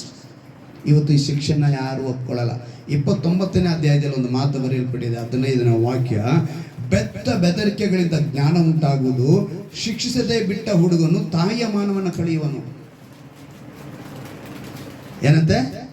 ಬೆತ್ತ ಬೆದರಿಕೆಗಳಿಂದ ಜ್ಞಾನ ಉಂಟಾಗುವುದು, ಶಿಕ್ಷಿಸದೆ ಬಿಟ್ಟ ಹುಡುಗನು ತಾಯಿಯ ಮಾನವನ್ನ. ನಿಮ್ಮ ಮಾನ, ಹೆಂಗಸರು ಸ್ತ್ರೀಯರಿಗೆ ಹೇಳ್ತಾರೆ ದೇವರು, ನಿಮ್ಮ ಮಾನ ಕಳೆದೋಗೋದಕ್ಕೆ ಕಾರಣ ಏನಾಗ್ತೀರಿ? ನೀವು ಶಿಕ್ಷಿಸಿಲ್ಲ ಅಂತ. ಇವತ್ತು ಬಹಳ ಕಷ್ಟ. ಮಕ್ಕಳನ್ನ ಹೊಡಿಲೇಬಾರ್ದು ಅನ್ನೋ ಕಾನ್ಸೆಪ್ಟಲ್ಲಿ ತುಂಬ ಜನ ಬದುಕ್ತಾ ಇದ್ದಾರೆ. ದೇವರು ಎಚ್ಚರಿಕೆ ಪಡಿಸ್ತಾರೆ. 13ನೇ ಅಧ್ಯಾಯದಲ್ಲಿ 24ನೇ ವಾಕ್ಯದಲ್ಲಿ ಒಂದು ಮಾತು ಬರೆಯಲ್ಪಟ್ಟಿದೆ, ಜ್ಞಾನೋಕ್ತಿಗಳು 13ನೇ ಅಧ್ಯಾಯ 24. ಬೆತ್ತ ಹಿಡಿಯದ ಪಿತ ಪುತ್ರನಿಗೆ ಶತ್ರು, ಚೆನ್ನಾಗಿ ಶಿಕ್ಷಿಸುವ ಪಿತ ಈ ಮಾತನ್ನ ಇವತ್ತು ಒಪ್ಕೊಳ್ಳುವಂತ ಮಕ್ಕಳಿದಾರ? ಇವತ್ತು ಒಪ್ಪಲ್ಲ. ಏನಕ್ಕೆ ನಮ್ಮ ಹೆತ್ತವ್ರು ನಮಗೆ ಹೇಳ್ತಾರೆ, ಒಂದು ಮಾತು ಬೈತಾರೆ, ಒಂದು ಮಾತು ನಮ್ದು ಏಟು ಹೊಡಿತಾರೆ ಅಂತ ಹೇಳಿದ್ರೆ, ದೇವರ ವಾಕ್ಯ ಈ ರೀತಿ ಹೇಳಲ್ಪಟ್ಟಿದೆ. ಇದನ್ನು ನಾನು ತಗೊಂಡೋಗಿ ನಾನು ಇವತ್ತು ಸಮಾಜದಲ್ಲಿ ಇಟ್ಟೆ ಅಂದರೆ ನನ್ನನ್ನು ಒಳಗಾಕಬೇಕು. ಸಮಾಜ ಒಪ್ಕೊಳ್ಳಲ್ಲ ಇದನ್ನ. ನನ್ನ ದೇವರು ನನಗೆ ಈ ವಾಕ್ಯನ ಹೇಳ್ಕೊಟ್ಟಿದ್ದಾರಪ್ಪ, ನಾನು ಈ ಶಿಕ್ಷೆ ಮಾಡಬೇಕು, ನನ್ನ ಮಕ್ಕಳನ್ನು ಹಿಂಗೆ ಮಾಡಿ ಬೆಳೆಸಬೇಕು ಅಂತ ಹೇಳಿ ನಾನು ಹೇಳಿದೆ ಅಂತ ಹೇಳಿದ್ರೆ, ಆದರೆ ಕಾನೂನು ಏನು ಮಾಡ್ತಾ ಇದೆ ಇವತ್ತು? ನನ್ನ ಒಳಗೆ ಇಟ್ಬಿಡುತ್ತೆ. ಇವತ್ತು ಶಾಲೆಯಲ್ಲೂ ಹೊಡೆಯಂಗಿಲ್ಲ, ಹೆತ್ತವರು ಹೊಡೆಯಂಗಿಲ್ಲ, ಆದರೆ ಇವ್ರನ್ನ ಹೊಡೆಯೋರು ಬರ್ತಾರೆ, ಪೊಲೀಸರು ಬರ್ತಾರೆ ನಾಳೆ. ಯಾಕೆ ಹೇಳಿ? ಇವರು ತರಲೆಗಳಾಗ್ಬಿಡ್ತಾರೆ. ರೋಡಲ್ಲಿ ವೀಲಿಂಗ್ ಮಾಡೋದಾಗ್ಬೋದು, ರೋಡಲ್ಲಿ ಪೊರ್ಕಿತನ ಕೆಲಸ ಮಾಡ್ಬೋದು, ರೋಡಲ್ಲಿ ಏನು 4 ಜನ ಸೇರ್ಕೊಂಡ್ರೆ ಇವತ್ತು ಇಷ್ಟಿಷ್ಟು ಹುಡುಗರಿದ್ದಾರೆ, ಗ್ಯಾಂಗ್ ಅಂತಾರೆ. ಅವಾಜುಗಳಾಗ್ತಾರೆ, ಕಾಲನ್ನೆತ್ತಿ ಬಿಡ್ತಾರೆ. ಇವೆಲ್ಲ ಬೆಳೀತಾ ಬೆಳೀತಾ ಒಂದು ದಿವಸ ಏನಾಗುತ್ತೆ ಗೊತ್ತಾ, ಟೀಚರ್ ಎತ್ತಂಗಿಲ್ಲ. ನಾನು ಇವತ್ತು ನಮ್ಮ ಗುರುಗಳನ್ನ ಅವ್ರು ನೋಡಿದ್ರೆ ಕಾಲಿಗೆ ಬಿಟ್ಬಿಡ್ತೀನಿ. ಇವತ್ತು ನಾನು ಅಂದರೆ ನಮ್ಮ 3 ಟೀಚರ್ ಇವತ್ತು ನನ್ನ ಜ್ಞಾಪಕ. ನನ್ನ ಸಮಾಜ ಟೀಚರು ಸೂರ್ಯಕಾಂತಮ್ಮ ಅಂತ. ನಾನು ಓದಿದ್ದು ಕನ್ನಡ ಮೀಡಿಯಂ, ಸತ್ಯನಾರಾಯಣ ಪ್ರಾಥಮಿಕ ಪಾಠಶಾಲೆ ಆಡುಗೋಡಿಯಲ್ಲಿ. ಇನ್ನೊಬ್ಬರು ಟೀಚರು ಇಂದ್ರಮ್ಮ. ಇವರು ಯಾರು? ಇಂದ್ರಮ್ಮ. ಇವರು ಸಮಾಜ, ಇವರು ವಿಜ್ಞಾನ. ಇವರು ಪುಟ್ಟರುದ್ರಯ್ಯ ಅಂತ ಹೆಡ್ ಮಾಸ್ಟರ್. ನನ್ನ ನೋಡಿ ಅಲಂಕಾರದ ವಿದ್ಯಾರ್ಥಿ ಬಾರೋ ಇಲ್ಲಿ ಅನ್ನೋರು. ಏನಂತೆ? ನನ್ನ ಬುಕ್ನಲ್ಲಿ red ink, black ink, blue ink ಅಂತ ಎಲ್ಲ ಇಂಕಲ್ಲೂ ಬಳೆದಿರ್ತೀನಿ. ಲೈನು, ಕ್ವಶನ್ ಎಲ್ಲ ನೀಟಾಗಿ. ಅದಕ್ಕೆ ನನಗೆ ಹೆಸರೇ ಇಟ್ಬಿಟ್ರು ನಮ್ಮ ಸ್ಕೂಲಲ್ಲಿ. 7ನೇ ಕ್ಲಾಸ್ವರೆಗೂ ನನಗೆ ಅದೇ ಹೆಸರು, ಅಲಂಕಾರದ ವಿದ್ಯಾರ್ಥಿ ಬಾರ ಇಲ್ಲಿ ಅಂತೇಳಿ. ಅವ್ರನ್ನೆಲ್ಲ ನೆನೆಸ್ಕೊಳ್ತೀನಿ. ನಮ್ಮ ಸ್ಕೂಲ್ ಪನಿಷ್ಮೆಂಟ್ ಯಾವ ಗೊತ್ತಾ? ಮೇಯ್ನ್ ರೋಡಲ್ಲಿತ್ತು ಮರಳು. ನಮ್ಮ ಮುಂದೆ, ನಮ್ಮ ಸ್ಕೂಲ್ ಮುಂದೆ ಯಾವುದೇ ಶೆಡ್ ಗಿಡ್ಡೆಲ್ಲ ಇಲ್ಲ. ಮರಳಲ್ಲಿ ಮೊಣಕಾಲು ಹಾಕ್ಸೋದು ಶಿಕ್ಷೆ. ನಾವು ಕಲೀಲಿಲ್ಲ ಅಂತ ಹೇಳಿದ್ರೆ ನಮ್ಮ ಶಿಕ್ಷೆ ಏನಿತ್ತು ಅಂದರೆ ಮೊಣಕಾಲು ಮರಳಲ್ಲಿ. ಇವತ್ತು ಏನಾರ ಹಂಗೆ ಮಾಡಿದ್ರೆ ಓಹೋ ಏನಾಗ್ತೈತೋ ಪ್ರಪಂಚ, ಸಮಾಜ. ಟೀಚರ್ಗೆ ಏನಾರು ಆಗ್ಬಿಡ್ತಾರೆ, ಹೊಡೆದ್ಬಿಟ್ಟು ಬಂದುಬಿಡ್ತಾರೆ ನಮ್ಮ ವಿದ್ಯಾರ್ಥಿಗಳು. ಹಂಗವರೇ ಇವತ್ತು ದೇವರು ನಮ್ಮನ್ನು ಈ ರೀತಿಯಾಗಿ. ಇವತ್ತು ನಾನು ಕನ್ನಡ ಚೆನ್ನಾಗಿ ಮಾತನಾಡೋಕ್ಕೆ ಈ ಥರ ಅಂದರೆ ಆ ಟೀಚರ್ಗಳು ಹೇಳ್ಕೊಟ್ಟಿರೋದು. ಹೈಸ್ಕೂಲ್ಗೆ ಹೋದೆ, united missionary school, English medium ಆಗಿದೆ. 3 ವರ್ಷ ಇಂಗ್ಲೀಷ್ ಮೀಡಿಯಮ್ ನಾನು ಹೋಗಿದ್ದು. ಅಲ್ಲಿ ವಿಲ್ಸನ್ ಅಂತೇಳಿ ಒಬ್ಬರು ಇಂಗ್ಲೀಷ್ ಮಾಸ್ಟ್ರು, ರಾಜು ಅಂತೇಳಿ PT ಮಾಸ್ಟ್ರು, ಆಮೇಲೆ ದ್ವಾರಕನಾಥ್ ಅಂತೇಳಿ ಡ್ರಾಯಿಂಗ್ ಮಾಸ್ಟ್ರು. ಇವರೆಲ್ಲ ನಮಗೆ ಎಷ್ಟು ಸ್ಟ್ರಿಕ್ಟ್ ಮಾಡೋರು ಅಂತ ಹೇಳಿದ್ರೆ ಅಷ್ಟು ಸ್ಟ್ರಿಕ್ಟ್ ಮಾಡೋರು ನನಗೆ. ನಾನು SLC ಅವ್ರಿಗೆ ಅವರಿದ್ದಾಗ ಆ ಇಂಗ್ಲೀಷ್ ಮಾಸ್ಟರ್ ಹೇಳೋಂಗೆ, ನನ್ನ ಕಣ್ಣುಗಳು ಹಾದಿನ ಕಣ್ಣುಗಳು ಕಣೋ, ನೀವೆಲ್ಲ ಇದ್ರೂ ನಾನು ಕಂಡು ಹಿಡಿದ್ಬಿಡ್ತೀನಿ, ನೀವೇನೇ ಪೊರ್ಕಿ ಕೆಲಸ ಅಂತ ಆ ಮಾತು ಅವ್ರು ಹಂಗೆ ಹೇಳೋರು ನನಗೆ. ಏನಂತ ಅವ್ರ ಕಣ್ಣುಗಳು ಹಾದಿನ ಕಣ್ಣುಗಳು ಕಣೋ, ಎಷ್ಟೇ ದೂರದಲ್ಲಿ ನಾನು ಕಂಡು ಹಿಡಿದ್ಬಿಡ್ತೀನಿ. ನಾನು ಏನು ಹೇಳಿದ ವಿದ್ಯೆ ಕಲಿಸಿದವ್ರು ನಾ ಏನು ಮಾಡಬೇಕು, ಮರಿಬಾರ್ದು. ಅವ್ರು ಮಾಡಿದ್ದು ಇವತ್ತು ಈ ರೀತಿ ಹೇಳಿದ್ರೆ ದೇವರ ವಾಕ್ಯಕ್ಕೆ ವಿರೋಧವಾಗಿರ್ತೀವಿ. ಅದಕ್ಕೆ ಅವಿಧೇಯತೆಯ ಪಾಪ ಒಳಗೆ ಬಂದಾಗ ನಿನ್ನಲ್ಲಿ ಭಯಭಕ್ತಿ ಇಲ್ಲ ಅಂದರೆ ನಿನಗೆ ರಕ್ಷಣೆ ಹತ್ರ ಇಲ್ಲ. ನಿನ್ನಲ್ಲಿ ಮಹಿಮೆ ಇಲ್ಲ, ನಿನ್ನ ರಾಜ್ಯದಲ್ಲಿ ಮಹಿಮೆ ಇಲ್ಲ, ನಿನ್ನ ಕುಟುಂಬದಲ್ಲಿ ಮಹಿಮೆ ಇಲ್ಲ, ನಿನ್ನ ದೇಶದಲ್ಲಿ ಮಹಿಮೆ ಇಲ್ಲ. ಒಂದು ವಾಕ್ಯನ ದೇವರು ವಾಗ್ದಾನ ನಮಗೆ ಕೊಟ್ಟಿದ್ದಾರೆ ಅಂತ ಹೇಳಿದ್ರೆ ಇಷ್ಟೆಲ್ಲ ಫಾಲೋ ಮಾಡಿದ್ರೆ ಆ ಜನರಿಗೆ ಏನು ಸಿಗ್ತಾ ಇದೆ? ರಕ್ಷಣೆ ಸಿಗ್ತಾ ಇದೆ. ದೇವರು ಈ ತಿಂಗಳು ವಾಗ್ದಾನ ಕೊಟ್ಟಿದ್ದು ಸುಮ್ಮನೆ ಕೊಟ್ಟಿಲ್ಲ. ಪ್ರತಿಯೊಬ್ಬರ ಮೇಲೂ ದೇವರ ಒಂದು ಪರ್ಪಸ್ ಇದೆ, ಉದ್ದೇಶ ಇದೆ. ಅವರು ಲೋಕದಲ್ಲಿ ಯಾರನ್ನೂ ಇವತ್ತು ಕೆಲವ್ರು ಇರ್ತಾರೆ, ಅವರವರೇ ಹೇಳ್ಕೊಳ್ಳೋದು. ಇವ್ರ ಇನ್ಸ್ಪಿರೇಷನ್ ಮಾತೇನು ಗೊತ್ತಾ? ಅಯ್ಯೋ ಬಿಡಮ್ಮ, ನೀನು ವೇಸ್ಟು, ಇಲ್ಲ ನಾನು ವೇಸ್ಟು, ಏನೋ ನಾನು ವೇಸ್ಟ್ ಕಣೋ, ನೀನು ವೇಸ್ಟೇ. ಕೆಲವ್ರು ಹೇಳ್ತಾರೆ ನೀನು ವೇಸ್ಟ್ ಕಣೋ, ಏನಕ್ಕೆ ಪ್ರಯೋಜನ ಇಲ್ಲ. ಆವಾಗ ನಾನು ವೇಸ್ಟು ಅಂತ ಹೇಳೋದಾಗಿರಲಿ, ನೀನು ವೇಸ್ಟು ಅಂತ ಹೇಳೋದಾಗಿರಲಿ, ಆವಾಗ ದೇವ್ರು ವೇಸ್ಟ್ ಉಂಟು ಮಾಡೋಕ್ಕೆ ಅವ್ರಿಗೇನು ಬೇರೆ ಕೆಲಸ ಇರಲಿಲ್ಲ. ದೇವ್ರು ಮಾಡಿದ್ದೆಲ್ಲ ಏನಂತೆ ಒಳ್ಳೇದಂದು ಅಂತ. ಅವ್ರು ವೇಸ್ಟ್ನ ಉಂಟು ಮಾಡಿಲ್ಲ, ಅವ್ರು ಮಾಡಿರೋದೆಲ್ಲ ಒಳ್ಳೆಯದು, ಪ್ರಯೋಜನವಾದದ್ದು, ಅದ್ಭುತವಾದದ್ದು ದೇವರು ಉಂಟು ಮಾಡಿದ್ದು. ಆದರೆ ದೇವರ ಪ್ರಕಾರ ಎಲ್ಲರೂ ಅಗತ್ಯ ಉಳ್ಳವರೇ, ಯಾವರಿಗೆ ವೇಸ್ಟ್ ಅನ್ನೋರು ಇಲ್ಲ. ಆದರೆ ಮನುಷ್ಯ ತನ್ನನ್ನು ತಾನೇ ಯೋಚನೆ ಮಾಡಿ. ಒಂದು ಸಿಂಪಲ್ ಮೆಥಡ್ ಹೇಳ್ತೀವಿ ನಾವು. ಇವಾಗ ಒಂದು ಕಾಲದಲ್ಲಿ ಆರೋಗ್ಯವಾಗಿರೋದಕ್ಕೆ ಬಟ್ಟೆ ಒಗೆಯೋದಕ್ಕೆ ಏನಿತ್ತು ನಮಗೆ? ಇವತ್ತೇನಿದೆ? ಅಡುಗೆ ಮಾಡೋ ಸಮಯದಲ್ಲಿ ಇಡ್ಲಿ ದೋಸೆಗೆ ಏನು ಬೇಕಿತ್ತು ನಮಗೆ? ರುಬ್ಬಕಲ್ಲು ಬೇಕಿತ್ತು. ಮಸಾಲೆ ರುಬ್ಬಕ್ಕೆ ಏನು ಬೇಕಿತ್ತು ಅಲ್ವಾ? ಆದರೆ ಇವತ್ತು ಪ್ರತಿಯೊಂದಕ್ಕೂ ಒಂದೊಂದು ಬಂದ್ಬಿಟ್ಟಿದೆ. ಮೊನ್ನೆ ಯಾರೋ ಒಬ್ರು ಅದಕ್ಕೂ ಹೇಳ್ತೀನಲ್ಲ, ನಾವು ನಮ್ಮ ಆರೋಗ್ಯ ಕೆಟ್ಟೋಗೋದಕ್ಕೆ ಕಾರಣನೇ ಇದೆ. ಏನಂತ ಹೇಳಿದ್ರೆ ಇವತ್ತು ಸ್ತ್ರೀಯರಲ್ಲಿ ಅನೇಕರಿಗೆ ದಪ್ಪ ಆಗೋದಕ್ಕೆ ಕಾರಣ, ಅವರಲ್ಲಿ ಬೇಗನೆ ಅವ್ರಿಗೆ ಶರೀರದಲ್ಲಿ ಬಲಹೀನತೆ ಬರೋಕ್ಕೆ ಕಾರಣ ಏನು ಗೊತ್ತಾ? ಅವ್ರ ಮೈ ಬಗ್ಸಿ ಕೆಲಸ ಮಾಡ್ತೀರಾ. ಈ ಎಲ್ಲ ಟೆಕ್ನಾಲಜಿ ಅಂದರೆ ಮಿಕ್ಸಿಗೆ, ಗ್ರೈಂಡರ್ಗೆ ನಾನು ವಿರೋಧಿ ಅಂತ ಹೇಳ್ತಿಲ್ಲ. ಇವೆಲ್ಲ ಬಂದು ದೇವರ ಮಾತಿಂದ ನಾವು ದೂರ ಆಗ್ತಾ ಇದ್ದೀವಿ ಅನ್ನೋದಕ್ಕೆ ಕಾರಣಗಳಾದ್ರೆ ಟೆಕ್ನಾಲಜಿ ಅನ್ನೋದೇ ನಮ್ಮನ್ನು ದೇವರನ್ನ ದೂರ ಮಾಡುವಂಥ ಪರಿಸ್ಥಿತಿ ಆಗಿದೆ. ಎಲ್ಲಿ ಅದನ್ನು ಉಪಯೋಗಿಸ್ಕೊಳ್ಬೇಕು ಅಲ್ಲಿ ಉಪಯೋಗಿಸ್ಕೊಳ್ಬೇಕು. ನಮ್ಮ ಆರೋಗ್ಯ ಕೆಟ್ಟದಾಗಿದೆ ಅಂತ ಹೇಳಿದ್ರೆ ಅದನ್ನು ಬಿಟ್ಟುಬಿಡ್ಬೇಕು. ಒಂದಷ್ಟಕ್ಕೆ ಒಂದು ವಯಸ್ಸಾಯಿತು, ಒಂದು 60 ವಯಸ್ಸಾಗೋಯ್ತು, ಇವಾಗ ಬಟ್ಟೆ ಒಗೆಯೋಕ್ಕೆ ಕಷ್ಟ, ಅಡುಗೆ ಮಾಡೋದು ಕಷ್ಟ. ಆದರೆ ಅಲ್ಲಿವರೆಗೂ ಏನು ಮಾಡ್ಬೋದು? ನಮ್ಮ ಕೆಲಸಗಳನ್ನ ನಾವು ಮಾಡ್ಕೋಬೇಕು. ಯೋಚನೆ ಮಾಡಿ, ನಮಗಿಂತ ಹಿರಿಯರಾಗಿದ್ದಂಥ ಅವರೆಲ್ಲ 30 ವಯಸ್ಸಿಗೆ ತಿರ್ಕೊಂಬಿಟ್ರ. 12 ಮಕ್ಕಳು, 16 ಮಕ್ಕಳು, 19 ಮಕ್ಕಳು ಹೆತ್ತುಬಿಟ್ಟು ಅವ್ರಿಗೆ ಅಡುಗೆ ಮಾಡಿ ಹಾಕಿ 60 ವರ್ಷ, 80 ವರ್ಷ, 90 ವರ್ಷ, 100 ವರ್ಷ ಬದುಕಿದ್ದಾರೆ. ಮಿಕ್ಸಿನೂ ಇಲ್ಲ, ವಾಷಿಂಗ್ ಮಿಷಿನೂ ಇಲ್ಲ, ಗ್ರೈಂಡ್ರು ಇಲ್ಲ, ಎಂಥದ್ದು ಇಲ್ಲ. ಬದುಕಲಿಲ್ವ ಅವರೆಲ್ಲ? ಈಗ ನಮ್ಮವ್ರು ಹೇಳ್ಬೋದಾ, ಅಯ್ಯೋ ನಮಗೆಲ್ಲ ಈಗ ಆಗಲ್ಲ. ಆರೋಗ್ಯ ಕೆಡೋದಕ್ಕೆ ನಾನು ಲಾಸ್ಟ್ ಟೈಮ್ ಯೂತ್ ಮೀಟಿಂಗ್ ಒಂದು ಮಾತು ಹೇಳಿದೆ, ನಿನ್ನ ಪರ್ಪಸ್ನ ನೀನು ತಿಳ್ಕೊ. ದಾವೀದನ ಪರ್ಪಸ್ನ ತಿಳ್ಕೊಂಡ, ಸಮಯನ ವೇಸ್ಟ್ ಮಾಡಲಿಲ್ಲ. ಅವನೇನು ಮಾಡಲಿಲ್ಲ? ಸಮಯನ ವೇಸ್ಟ್ ಮಾಡಲಿಲ್ಲ. ಸ್ತುತಿಸ್ದ, ಹಾಡು ರಚಿಸ್ದ, ರಾಗ ಸಂಯೋಜನೆ ಮಾಡ್ದ, ಆಮೇಲೆ ಕಿನ್ನರಿ ಬಾರಿಸ್ದ, ವಾದ್ಯನ ಕಲ್ತ್ಕೊಂಡ, ಕೊನೆಗೆ ಕಾಡು ಪ್ರಾಣಿ ಜೊತೆಗೆ ಹೋರಾಡ್ದ, ಶೂರನಾಗಿದ್ದ, ಧೈರ್ಯನಾಗಿದ್ದ. ಆ ಧೈರ್ಯ ಏನು ಮಾಡ್ತು, ಒಂದು ದಿವಸ ಸೇನಾಧೀಶನಾದ ಯೆಹೋವನನ್ನು ನಿಂದಿಸಿದ ಫಿಲಿಸ್ಟೀನದ ಗೋಲಿಯಾತನನ್ನ ಬೀಳಿಸ್ದ, ಹತ್ಯೆ ಮಾಡ್ದ. ಟರ್ನಿಂಗ್ ಪಾಯಿಂಟ್ ಅಲ್ಲಿ ಬಂತು ನೋಡಿ. ಯಾರಿಗೆ? ದಾವೀದನಿಗೆ. ಕುರಿ ಮೇಯಿಸ್ತಾ ಇದ್ದಾನೆ, ಎಲ್ಲಿಗೆ ಹೋಗ್ಬಿಟ್ಟ? ಅರಸನಾದನಪ್ಪ. ಕಾರಣ ಏನು ಗೊತ್ತಾ? ಮನುಷ್ಯ ಇವತ್ತು ದಾರಿ ತಪ್ತಾ ಇರೋದಿಲ್ಲ. ಒಂದು ಮಾತು ಬರೆಯಲ್ಬಿಡಿದೆ, ದೇವರ ಮಾತು. ಒಂದು ಕಾಲ ಉಂಟು ನಿನ್ನ ನಿರೀಕ್ಷೆ ನಿರರ್ಥಕವಾಗೋದು. ಜ್ಞಾನೋಕ್ತಿಗಳು 23:18. ಒಂದು ಕಾಲ ಇದೆ. ಕೋರಿದ್ದು ತಡವಾದರೆ ಮನಸ್ಸು ಬಳಲುತ್ತಂತೆ. ಯಾವುದು? ಕೋರಿ ತಡವಾದರೆ. ಕೈಗುಡಿದ ಇಷ್ಟಾರ್ಥವು ಜೀವ ವೃಕ್ಷವು. ಜ್ಞಾನೋಕ್ತಿಗಳು 13:16ನೇ ವಾಕ್ಯದ 12ನೇ ವಾಕ್ಯದಲ್ಲಿ. ಅಂದರೆ ನಾವು ಇವತ್ತು ಏನು ಮಾಡ್ತೀವಿ? ದೇವರ ಮಾತನ್ನು ಉಲ್ಲಂಘಿಸಿದ್ರೆ ಖಂಡಿತವಾಗ್ಲು ನೋಡಿ. 13ನೇ ವಾಕ್ಯ ಒಂದು ಮಾತನ್ನು ಓದೋಣ. ಜ್ಞಾನೋಕ್ತಿಗಳು 13:13. ದೇವರ ವಾಕ್ಯವನ್ನು ಉಲ್ಲಂಘಿಸುವವನು ನಾಶವಾಗುವನು, ಆಜ್ಞೆಯನ್ನು ಭಯಭಕ್ತಿಯಿಂದ ಕೈಕೊಳ್ಳುವವನು ಸುಫಲವನ್ನು ಹೊಂದುವನು. ದೇವರ ಮಾತನ್ನು ಉಲ್ಲಂಘಿಸಬೇಡಿ. ಕೊನೆಯ ಮಾತು 1 ಪೇತ್ರನ ಬರೆದ ಪತ್ರಿಕೆ 5ನೇ ಅಧ್ಯಾಯ. ಪೇತ್ರನ ಬರೆದ ಮೊದಲನೇ ಪತ್ರಿಕೆ 5ನೇ ಅಧ್ಯಾಯ 6ನೇ ವಾಕ್ಯ. ಹೀಗಿರುವುದರಿಂದ ದೇವರ ತ್ರಾಣವುಳ್ಳ ಹಸ್ತದ ಕೆಳಗೆ ನಿಮ್ಮನ್ನು ತಗ್ಗಿಸಿಕೊಳ್ಳಿರಿ, ಆತನು ತಕ್ಕ ಕಾಲದಲ್ಲಿ ನಿಮ್ಮನ್ನು ಮೇಲಕ್ಕೆ ತರುವನು. ಹಲ್ಲೆಲೂಯಾ. ಅವರ ಹಸ್ತದೊಳಗೆ ಇದ್ದು ಬಿಡಿ. ತಕ್ಕ ಕಾಲಕ್ಕೆ ಏನು ಮಾಡ್ತಾರೆ ನಿಮ್ಮನ್ನ? ಅವರಿಗೆ ನಿಮ್ಮ ಮೇಲೆ ಒಂದು ಪರ್ಪಸ್ ಇದೆ. ಸೊ ದೇವರ ಉದ್ದೇಶ ತಿಳಿದವರು ಭಯ ಭಕ್ತಿ ಉಳ್ಳವರಾಗಿರ್ತಾರೆ. ಇದೇ ಕೊನೆಯದಾಗಿ ಹೇಳೋದು ದೇವರು.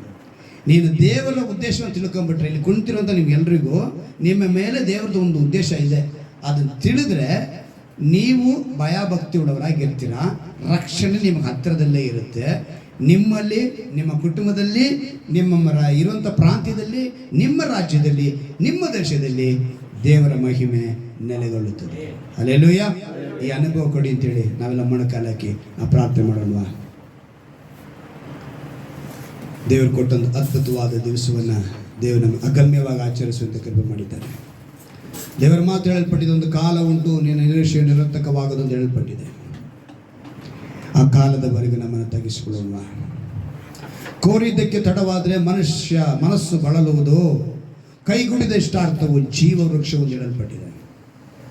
ಒಂದು ವೇಳೆ ನೀನು ಇವತ್ತು ಬೇಸರಗೊಳ್ಳಬಹುದು, ನೆರವೇರಲಿಲ್ಲ ಅಂತೇಳಿ, ಆದರೆ ಅದು ಜೀವ ವೃಕ್ಷವಾಗುತ್ತೆ. ತಡವಾದರೂ ಕೂಡ ಜೀವ ವೃಕ್ಷವಾಗುತ್ತೆ. ದೇವರ ಮಾತನ್ನ, ಅಂದ್ರೆ ದೇವರ ವಾಕ್ಯವನ್ನ ಉಲ್ಲಂಘಿಸುವವನು ನಾಶವಾಗ್ತಾನೆ. ಆಜ್ಞೆಯನ್ನು ಭಯಭಕ್ತಿಯಿಂದ ಕೈಗೊಳ್ಳುವವನು ಸುಫಲವನ್ನ ಹೊಂದುವನು, ಫಲವನ್ನ ಕಾಣುವನು. ಎಷ್ಟು ಒಳ್ಳೆಯದು. ಇವತ್ತು ಮನುಷ್ಯ ಇರುವೆ ಹತ್ರ ಹೋಗಿ ಕಲ್ತ್ಕೋ ಅಂತ ಹೇಳಿದ್ರು. ಏನ? ತಾಳ್ಮೆಯನ್ನ. ನೀನ್ ತಾಳ್ಮೆಯನ್ನ ಕಲ್ತ್ಕೊಂಡ್ರೆ, ದೇವರ ತ್ರಾಣವುಳ್ಳ ಹಸ್ತದ ಕೆಳಗೆ ನೀನು ಒಪ್ಪಿಸಿಕೊಟ್ರೆ, ತಕ್ಕ ಕಾಲದಲ್ಲಿ ನಿನ್ನ ದೇವರ ಮೇಲಕ್ಕೆ ತರುವರು. ಆದ್ರೆ ಇವತ್ತು ನಾವೇನ್ ಮಾಡ್ತಿಲ್ಲ, ಒಪ್ಪಿಸಿಕೊಳ್ತಾ ಇಲ್ಲ. ನಮ್ಮನ್ನು ನಾವು ಪ್ರೀತಿಸ್ತಾ ಇಲ್ಲ. ನಿನ್ನಂತೆಯೇ ನಿನ್ನನ್ನು ಪ್ರೀತಿಸುವ ಮಾತಿಗೆ ನಾವು ಅವಿಧೇಯರಾಗಿದ್ದೀವಿ. ಮೊದಲನೇದಾಗಿ ನಾನು ಪ್ರೀತಿಸಬೇಕು. ನನ್ನಲ್ಲಿ ಯಾವುದೇ ದುರಭ್ಯಾಸ ಇರಬಾರದು. ನನ್ನಲ್ಲಿ ಆಹಾರ ಪದ್ಧತಿಯನ್ನು ಸರಿಪಡಿಸಿಕೊಳ್ಳಬೇಕು. ನನ್ನಲ್ಲಿ ಪಾಪವು ಪ್ರವೇಶ ಮಾಡುವುದಕ್ಕೆ ನಾನು ಸ್ಥಳ ಕೊಡಬಾರದು. ಅದು ನಿನ್ನಂತೆಯೇ ಅನ್ನೋ ಪದ. ಆಗ ನೀನು ಪ್ರೀತಿಸಬೇಕು. ಇನ್ನೊಬ್ಬರು ಪ್ರೀತಿಸುವುದಕ್ಕೆ ಸಾಧ್ಯ. ಮೊದಲು ನಿನ್ನನ್ನೇ ನೀನು ಸರಿಪಡಿಸಿಕೊಳ್ಳುತ್ತಿಲ್ಲ. ಇವತ್ತು ಕೇಳು, ಇವತ್ತು ಒಪ್ಪಿಸಿಕೊಡು, ಸಮರ್ಪಿಸಿಕೊಡು. ಹೌದು యేసయ్ಯ, ನಾನು ಇಷ್ಟು ದಿವಸಗಳ ಕಾಲ ನನ್ನ ಮನಸ್ಸಿಗೆ ಬಂದಂತೆ ಬದುಕಿಬಿಟ್ಟೆ.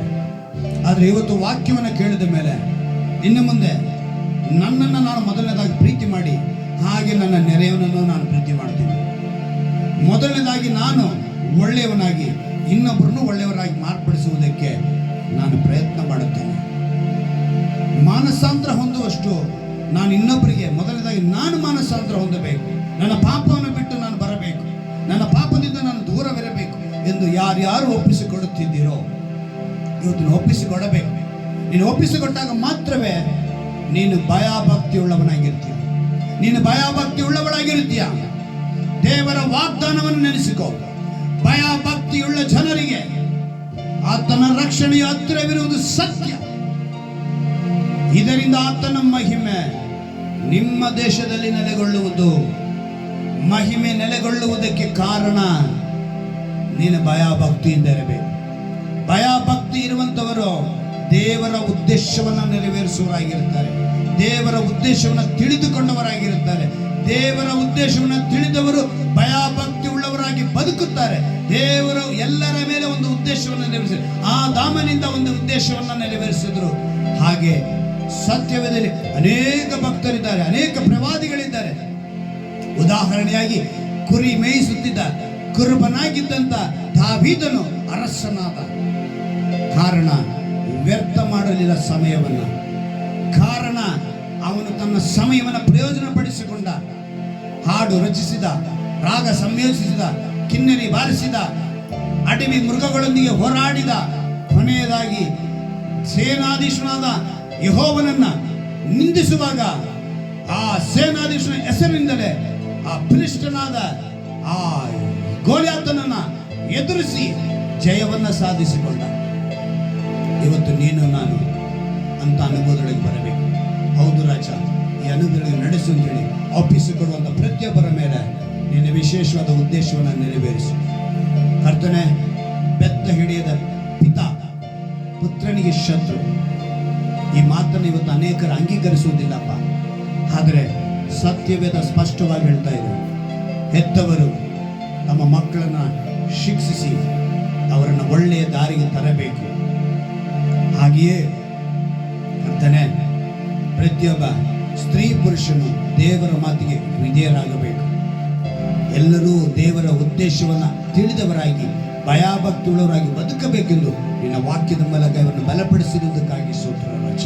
ವಾಕ್ಯಕ್ಕೆ ಒಪ್ಪಿಸಿಕೊಟ್ಟವರಾಗಿ ಬದುಕುವಂತೆ ಕೃಪೆ ಮಾಡಿ.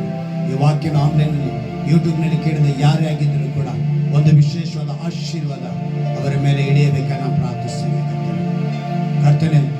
ಈ ವಾಕ್ಯದ ಮೂಲಕ ಕರ್ತನೆ ಅನೇಕರು ಬಲಪಡುವಂತೆ, ಅನೇಕರು ಸ್ವಸ್ಥತೆ ಹೊಂದುವಂತೆ, ಅನೇಕರು ಕರ್ತನೆ ಮಾನಸಾಂತರ ಹೊಂದುವುದಕ್ಕೆ, ಸತ್ಯದ ಕಡೆಗೆ ನಡೆಯುವಂತೆ, ತಮ್ಮ ಪಾಪಗಳನ್ನ ಅರಿಕೆ ಮಾಡಿಬಿಟ್ಟು ಕರ್ತನೆ ನಿನ್ನ ಮಾತಿಗೆ ವಿಧೇಯರಾಗುವಂತ ಅನುಭವದೊಳಗೆ ನೀನು ನಡೆಸಿಕೊಡಬೇಕಾಗಿ ನಾನು ಪ್ರಾರ್ಥಿಸ್ತೇನೆ ರಾಜ. ಒಪ್ಪಿಸಿಕೊಡುವ ಪ್ರತಿಯೊಬ್ಬರಿಗೂ, ಈ ಪ್ರಾರ್ಥನೆ ವೇಳೆಯಲ್ಲಿ ಭಾಗವಹಿಸುವಂತ ಪ್ರತಿಯೊಬ್ಬರಿಗೂ, ಈ ಪ್ರಾರ್ಥನೆ ಕೇಳುವಂತ ಪ್ರತಿಯೊಬ್ಬರಿಗೂ ಯೇಸುವಿನ ನಾಮದಲ್ಲಿ ನಿನ್ನ ರಕ್ಷಣೆ ಉಂಟಾಗಲಿ ನಾನು ಪ್ರಾರ್ಥಿಸ್ತೇನೆ. ವಾಗ್ದಾನವನ್ನು ನೆರವೇರಿಸು, ಆಶೀರ್ವದಿಸು, ಬಲಪಡಿಸು, ಸ್ವಸ್ಥತೆ ಕೊಡು, ಸಮಾಧಾನ ಕೊಡು, ಸಭೆಯಲ್ಲಿ ಸಾಕ್ಷಿ ಹೇಳುವಂತೆ ಕೃಪೆ ಮಾಡಿಕೊಡು. ನಮ್ಮ ರಕ್ಷಕನು ವಿಮೋಚಕನಾಗಿರುವ ಯೇಸು ಕ್ರಿಸ್ತನ ನಾಮದಲ್ಲಿ ಪ್ರಾರ್ಥಿಸಿ ಬೇಡಿ ಹೊಂದುತ್ತೇನೆ ನನ್ನ ಜೀವನ ತಂದೆಯೇ, ಆಮೆನ್. ಹಲ್ಲೆಲೂಯಾ.